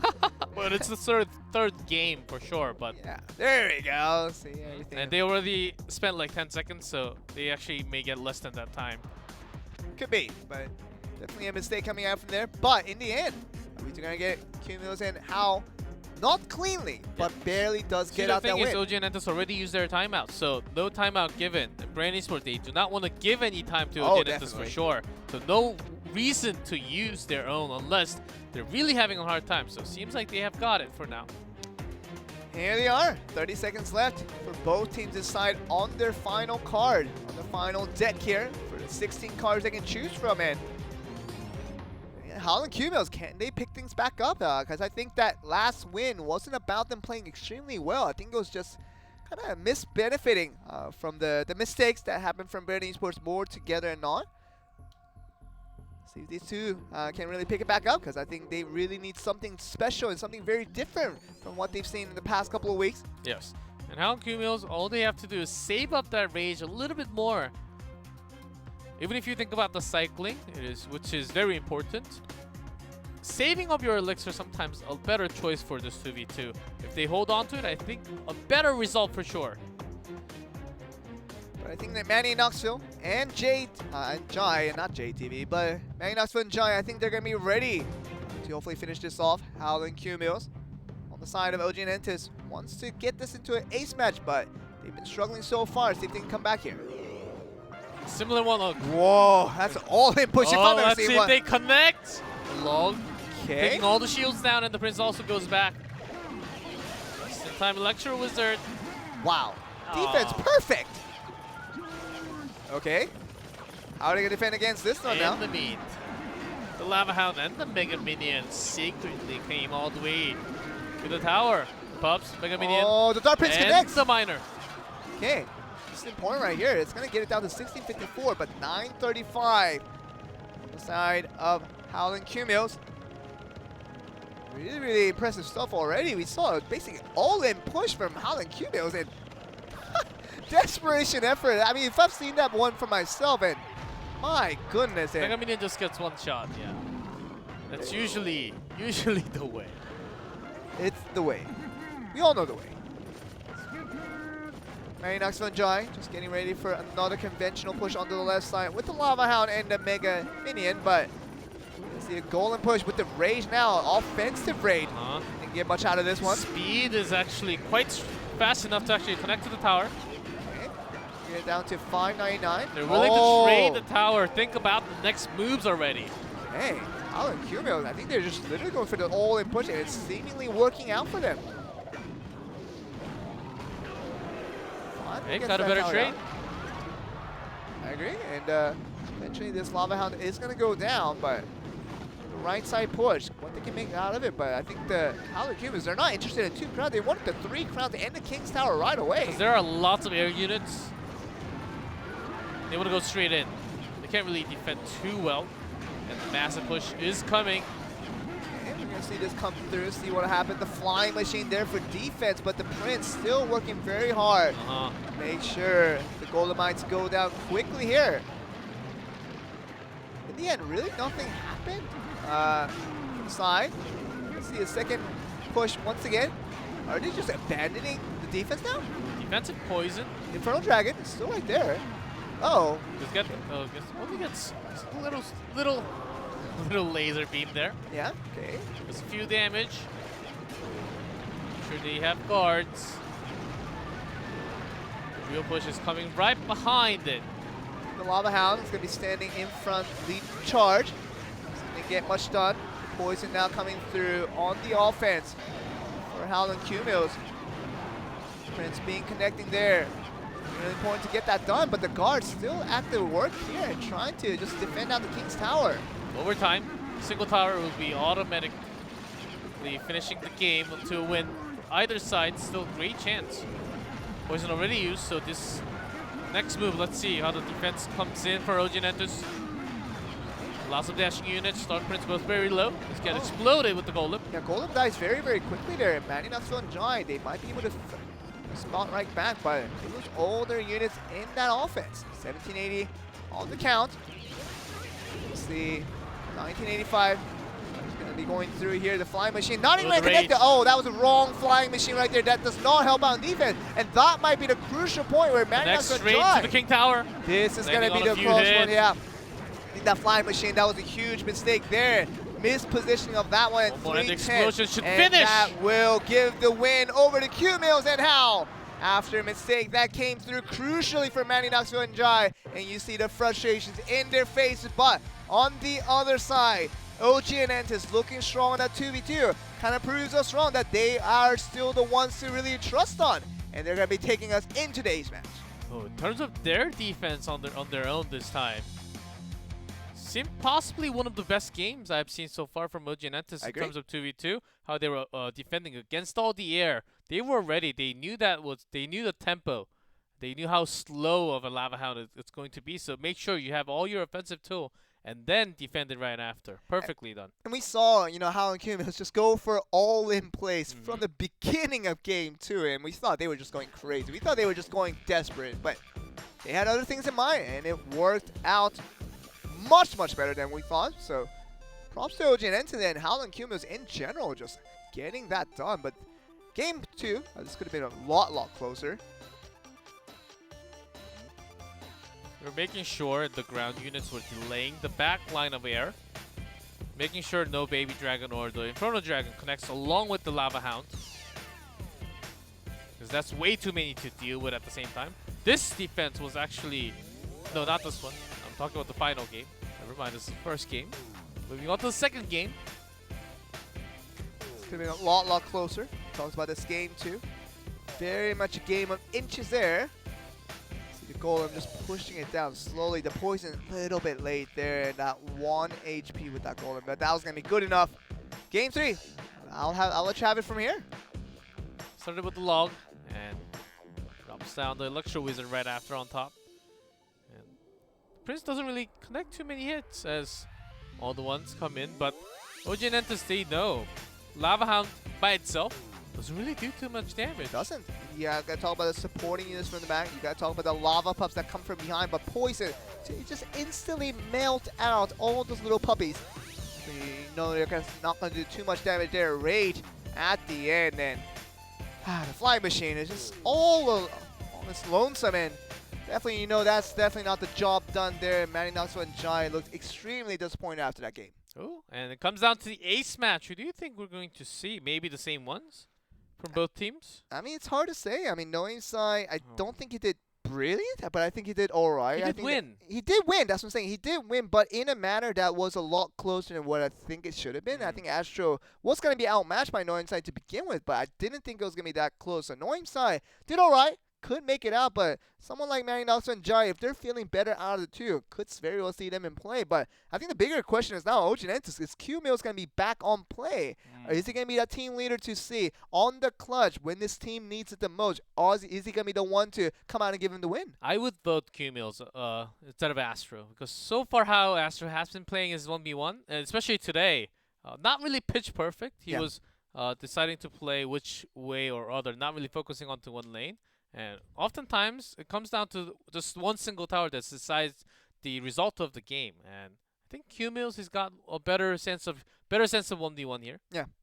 And we'll see what that turns into, because I think Q-Mills was always a guy for OG and Entus to come out in this situation when his team needed to win the most. And the guy that really doesn't fall under pressure, the guy that has the confidence to think that he can beat anyone on any day. And he's been that player. See if that makes the appearance once again. And also, who makes the appearance for Bren Esports will be another question there as well. Yeah, I'm hoping I have one for No Aim Sai as well to continue into the East match. But still a good possibility for Jai as well. Yeah. So they both have really great two 1v1 players. So it could be a problematic because oftentimes you not just think about who you want to play with from your team. Who do you think is going to come from the other team? Right. Make sure you have the counter decks against the player you think is going to come out and has that prepared. Do they actually have that kind of player, or the playstyle you may not really match against like over time? And usually I'm the better player compared to Simon, but he has this insane goal and beatdown deck. So when we do 1v1, oftentimes I come out losing. Yeah, of course. Sometimes those kind of things you do have to think about all the counters and the playstyle as well. And that's what I think that's a really important point you make. I get beat by Simon's golden deck all the time. And we're definitely higher trophy than he is. Beat down Simon. Much higher, but yeah, he's he's cheap. way down there. Just kidding. He's not that much. He's not that much different from us. He's only about a couple of hundred. Just because he's not here today. There you go. He's actually not gonna be here all weekend. We're actually gonna get a new face tomorrow, just substituting in for just a day tomorrow. So it'll be very exciting to see that. Of course, you and G Cliff is gonna be very. Yeah, me and G Cliff. You, G Cliff and the new guy. Sorry for my He's a mistake secret. there. He's a secret. We can't tell you guys. But yet. he's a great Clash Royale player. I've seen him play Yes. before. He's wonderful. So you guys will enjoy him for a day and see what he does. But we're gonna see this. I think we're gonna get Q-Mills as expected. Oh yes. Mills. Compared to Astra, I would say much better on his 1v1. Confident in his plays and making bold moves. Defensive, not as great, I would say, compared to Expo or Shinchu that played for Korea today. Yeah. But he does have some surprising cards. That's something else that you can never predict. Many Knoxville from Great Esports. The player that we didn't expect. We thought it could have been Noing Sai. Very much a valid pick there. Jai could have been a great pick there, but I know why. He has never played 1v1. No info. No data on this guy for OJ and Entus. That could be somewhat problematic. We do have the meta deck, so you can kind of predict what's going to happen, but without the data, all your studies are gone. 7 weeks we've into this tournament now, and wow, Manny Knoxville has played no game? No, none, zero. Oh my word. Yeah, I'm looking at the paper now. You're right. I think blank. Noing Sai had one set. That's fine, but like Manny Knoxville, 0. You are right, G-Cliff. That's also a strategy when it comes to time. A very important match for your team that may decide if you're the first or the second. The final standings. It's having someone that has no data. So Q-Mills, he would be thinking less of a thing. Okay, I'll just play what I'm best with. But without that information, maybe caught into a trap as many Knoxville. He should surely have lots of information about Q-Mills, what his playstyle is like, what he does in 1v1, what he likes to do. And Manny Knoxville gets great info, right? I mean, on the games that Q-Mills did lose out, why did he lose and how did he lose? You can get that information on your advantage and play that exactly the same way, and probably would catch Q-Mills on that weaker end of things. And Manny Knoxville, really an unknown player out of the 4 players we definitely are aware of in Bren Esports to do well in 1v1s. Didn't think Manny Knoxville would be the one, even with Noam Sai and Jai in the mix there. Oh, Rascal ban. Rascals. See you later, boy and girls. It's fine, but you can say boys because Giant's banned out as well. Giant's a boy. He's pretty big for a boy. He's I a mean, I'm looking at the boy. picture right now. 5 Elixir. He's a man. He's a boy. He's a giant. He's just a big boy. He's a giant. He's a giant boy. Anyway, that's the boys and girls that's going to be banned out here. And OG Entus feels like the Giant has been the menace as to what they couldn't play against. And yes, as Astro also banned Giant in the first set. Maybe that's a team shared information that they can do a lot better without the Giant right now in this meta. We're going to see the Rascal ban. What does that mean, G-Cliff? Are we going to go to the classic decks, or are we going to see the implementation without the Rascal? Talk about the most recent buffs that came through with the Valkyrie, Mega Knight, Wizard. They're all there. We got to see the Valkyrie today with the 1v1s, but definitely nothing else in that mix. Do not have any data on 1v1 for many Knoxville, of course. But Q-Mills, plenty of data. He likes banning the heavy beatdown decks, like the 3 Musketeer, Elixir Collector, as well as Lava Hound. Yeah. So he's really concerned about those big pushes. And that's something that that many Knoxville may just go for, as it has not been banned. It was the giant ban chosen by Q-Mills. There's lots of poison, along with the minor chip damage based decks, mostly from Q-Mills. Let's see if that continues in this matchup. Q-Mills just using the cheat sheet prepared for them to make sure he jots down the cards one by one. Manny Knoxville, his brain is his cheat sheet. This beanie, the Clash Royale beanie does. I'll get that one. How much do they cost? No idea. But not now because it's summertime. Yeah? Maybe in 3-4 months. I mean, isn't it summertime in Taiwan as well? I believe so, but it's a style. Like fashion Sure. must go against the weather. Hey, and that just gives another reason for me to buy that beanie. It looks really nice with that crown logo. But there's only one crown. That feels bad. I wish I had 3 crowns on that beanie. That would have been nicer. Maybe it's on the back. Maybe you can flip it. Oh, no! G-Clef and Joel Sophie on the fashion talk for today. It has come to a conclusion.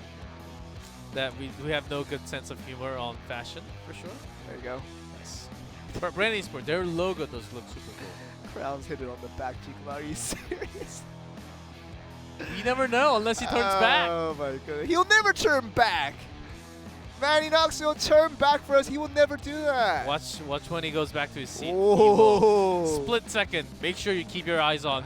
Do not go to any other channel. Keep on watching until he turns around, guys. That means that they have to watch until the end of the stream. Yes. There's still one option. Do not tell them. You're debating them. Don't debate the viewers.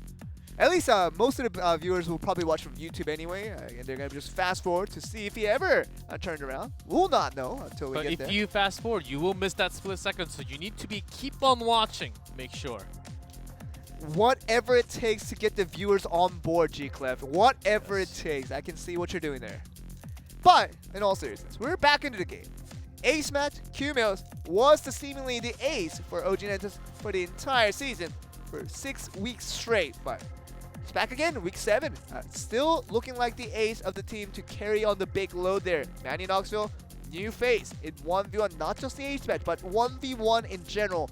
No data upon this guy. Game on the way. Game number 1 to see which gets the goods, which player brings out the first win in this game number 1 here. Q-Mills, he's fighting a blank page of paper. Manny Knoxville. Quite alright as he has banned the Rascals again. Maybe things just, without that newest card, you can probably sort out a pretty good one. With the Giant ban, the double Prince deck has to be adjusted a little bit. Giant Lumberjack to start. Offensive Lumberjack and the Ice Wizard for Q-Mills. This is a unique deck. We might not have seen too much of this one. Ice Wizard with Ice Golem. Still, an Expo is possible from Q-Mills. But it's going to be having a hard time against all the charging units like the Lumberjack and the Dark Prince. Okay, we might just see a charge deck coming in. Not anymore with Manny Knoxville. the Tombstone.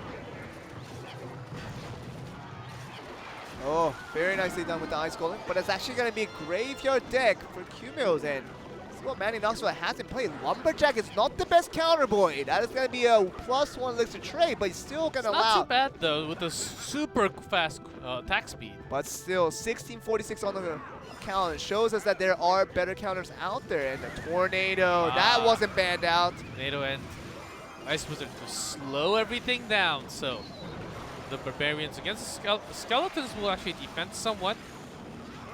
Not too much scratches on, but the does Infernal block Dragon. Okay. to the tower, but Has been slowed down, so the attack speed goes down as well. So the melting point does get slower as well.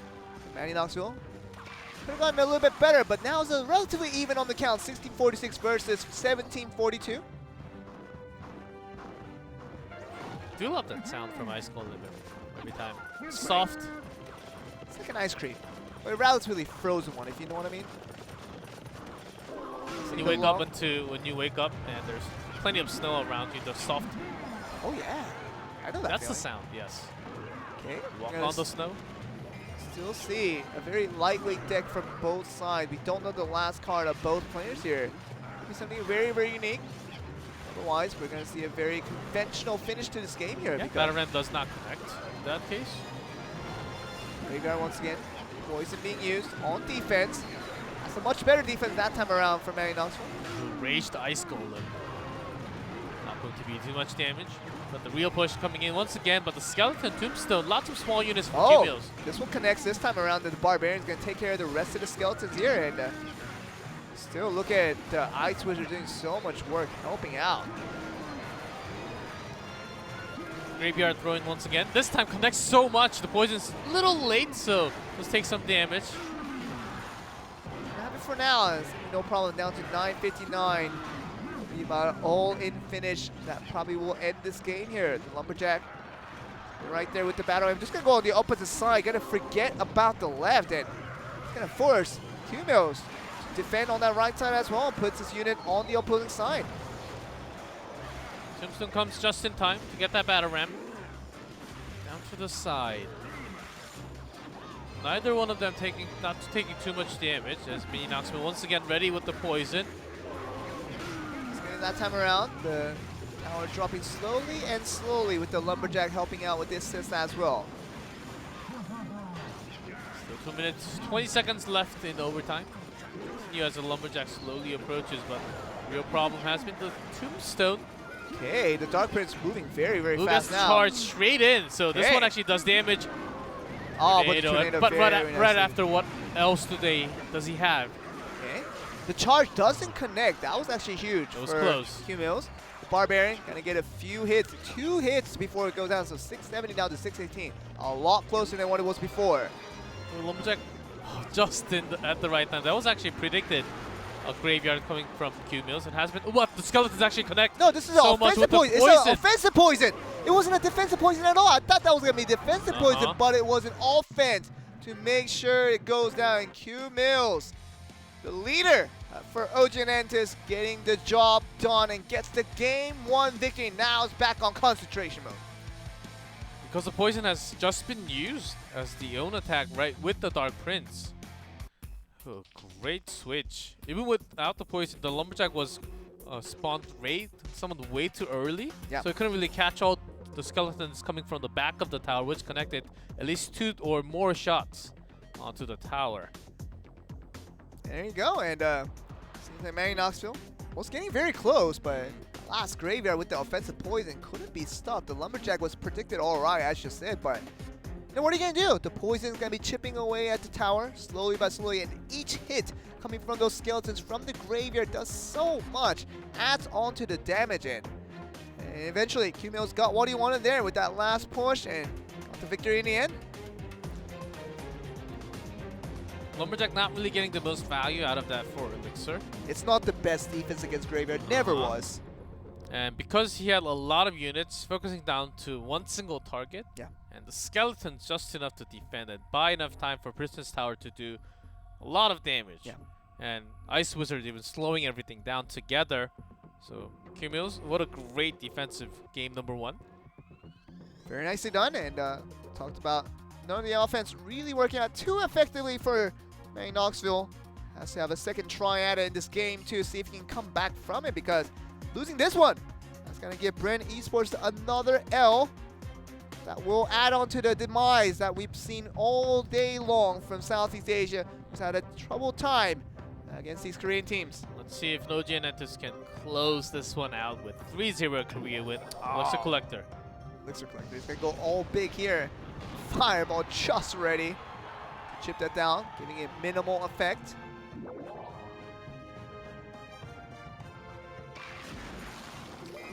The push starts. Knoxville, let's see if he holds any other push. May just be a golem with this Elixir Collector. But Q-Mills does have Inferno Dragon, so that's possibly the best solution against it. Oh, Median Horde. Hey. Not expect that right at the moment. See the zap, just trying to wipe it away with the explosion coming from the Ice Golem. But the Dark Prince even doing the damage, along with the Miner, goes down so quickly.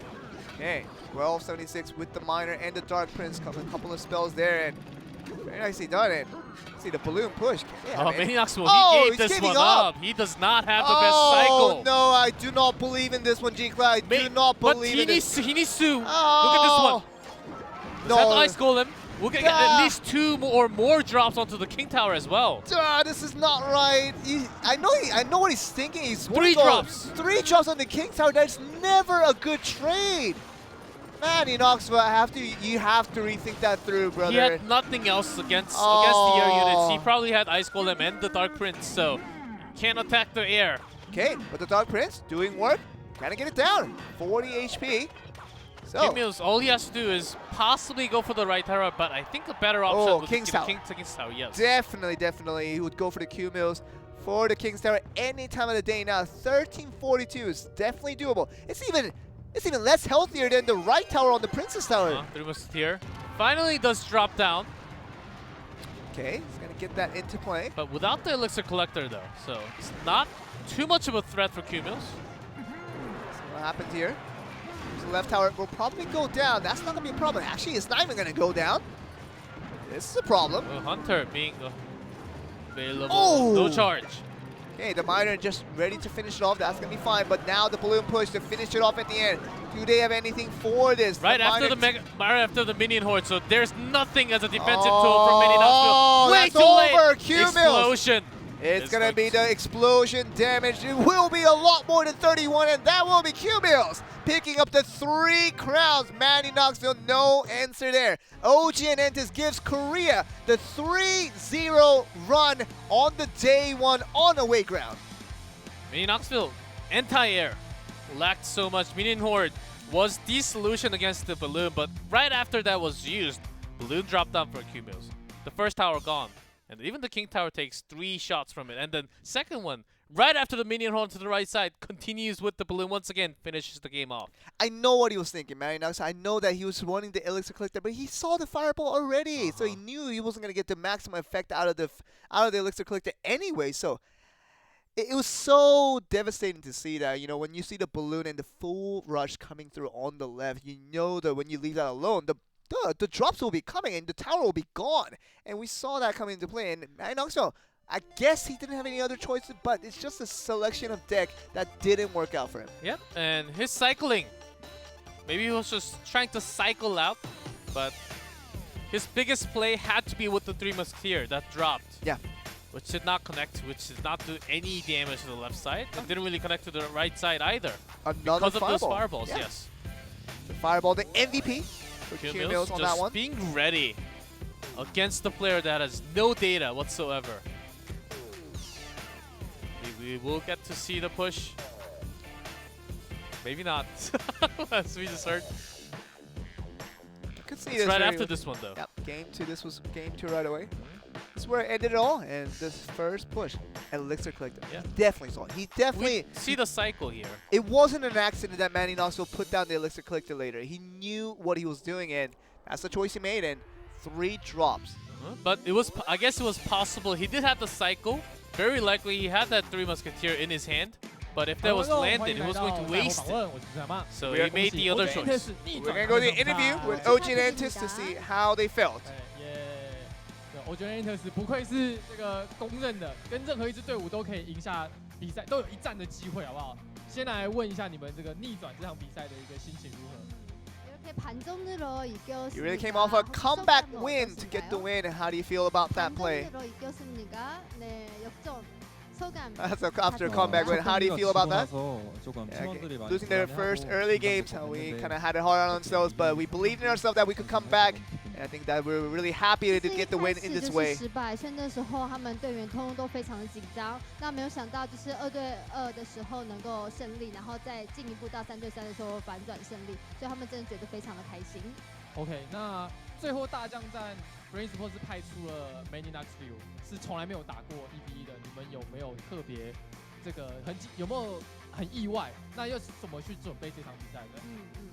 그 마지막 경기를 하실 때 The last game you were talking about. 그렇게 건네주신 선수는 전내 1대1에서 And it really was Manny Knoxville who never played a 1v1 in this tournament so far. Just knowing that surprising entrance into this 1v1 row, what did you expect out of that player? 매니녹스 선수가 저희가 많이 이제 데이터가 없고 we didn't have much data on Manny Knoxville and didn't know what to expect. 근데 하지만 큐밀스 선수가 너무 But at the same time, 잘 해줘서 we knew that Q-Mills was going to do extremely well for our team, so we believed in him despite the odds going against us. 其实最后当他们选出那位选手出战的时候，他们是真的还蛮惊讶的，因为他们没有就是见过他这样子，然后之前也没有特别研究过他的数据。那还好他们派出了就是 Q 没有是一个很棒的一个选手，所以最后赢了。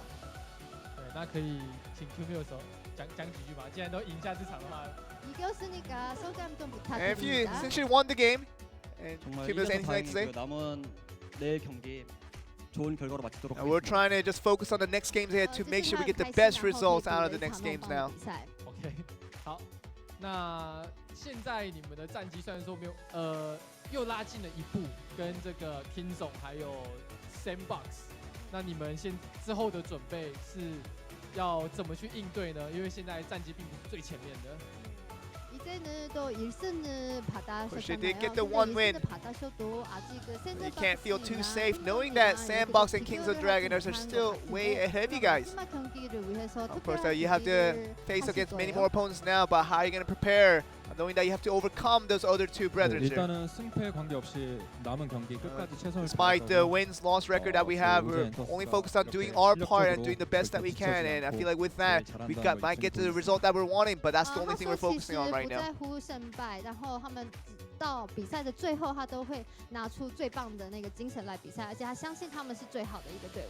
好，真的是相当有毅力的一支队伍，好不好？再一次恭喜 OG Entus 赢下这场比赛。 다시 축하드립니다. Now it's another interview. 那么接下来 Going 呢， to 我们 another 来给 Korean 大 team 家 because 预告 we 一 saw 下 OG Entus. We thought they might be the team from Korea losing out against a very strong Bren Esports, but Bren Esports has been on the shaky ends of recently, and here they are once again losing to OG and into something we didn't expect there. Yeah, surely did not expect that as Bren Esports. They kept their 1v1, but they lost their 2v2, which was a big surprise for me personally. And also the ace match, having Manny Knoxville really being very hard countered. Even without any data, Q-Mills was just ready. A little bit of luck and preparation at the same time, of course.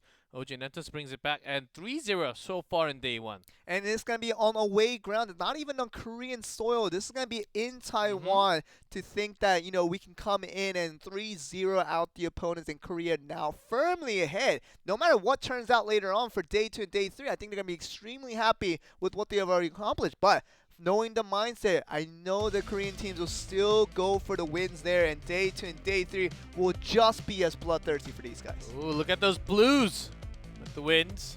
On the left side for Korea only, Kicks Chaos Theory. Bren Esports dropping a match lower. Lots of games and lots of sets and lots of matches has been happening for weeks. And so far, 2-0, 2-0 for Sandbox and Kings and Dragon X. OG Entus went all the way to the ace match with a 2-1 victory. We'll see how that affects the standings there. Game with opponents very much still ahead. Kingzone now falling into tracks. Of course, they're now playing the extra matches when compared to Japan. This will be their final week, so don't be surprised if the Korean teams jump a little bit higher in the standing. That will all change with Japan and Southeast Asia closing out the conference division next week. But still, let's look at Kingzone Dragon X Sandbox, still firmly the #1 and #2 from the Korean region, and OG and Entus are now on that first page. Yep, along with that HQ Esports Club. Of course, they did not play today. They will be the first ones playing tomorrow, I believe, along with OPGG from Korea as well. So they will get their extra games coming in Saturday and Sunday. The second page of standings. Bren Esports going down a little bit more after the final loss in match number 3. A lot more Japanese teams with Detonation and FOB Gaming still standing not too low, but still standing, having 2 teams in the second page.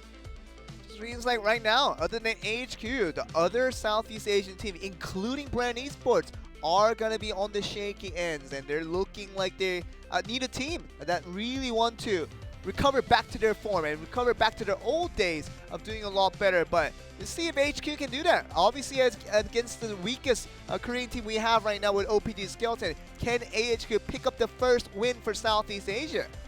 And continuing with Kingdom Dragon X match number 2 against Kicks. OG and Entus, who won against Bren Esports, is going to go against the lowest The lowest in standings team from Southeast Asia, Chaos Theory, standing in 2 and 6, I believe. 12th place, so OG and Entus, after tonight's win, should be feeling pretty confident on that match. Yeah, I think they would, but they don't want to get overconfident thinking that just because it is a weaker team, it does not mean an automatic victory for OG and Entus. I think they still have to put in the work, and they have to realize that today's win did not come very easily. Yeah, it was certainly not. Went all the way down to the ace match. Of course, ace match for it though, but it came down to 2-0. Yeah. Clean victory for Q-Mills, but so far, Korean teams, after they were basically dominated and deleted by the Japanese player when they went to Japan, they learned something else, and they have changed everything since that moment. They have been climbing so much better, and I think it really continues as they can only get stronger. Week number 7, there's their final weekend, as what they're showing in day number 1 right now. Korea started off very, very weak in the conference division. We thought that would continue, but now, as we know, as the evolving teams that they are, everybody from Korea is now doing a lot better. But I think that's going to be doing for us today's action. We'll be back tomorrow with G-Clef and the new guy who is a little bit thin on papers. We're going to return with him along with G-Clef for tomorrow's action. So day 2 will continue with Korean Southeast Asia tomorrow. We'll see you then.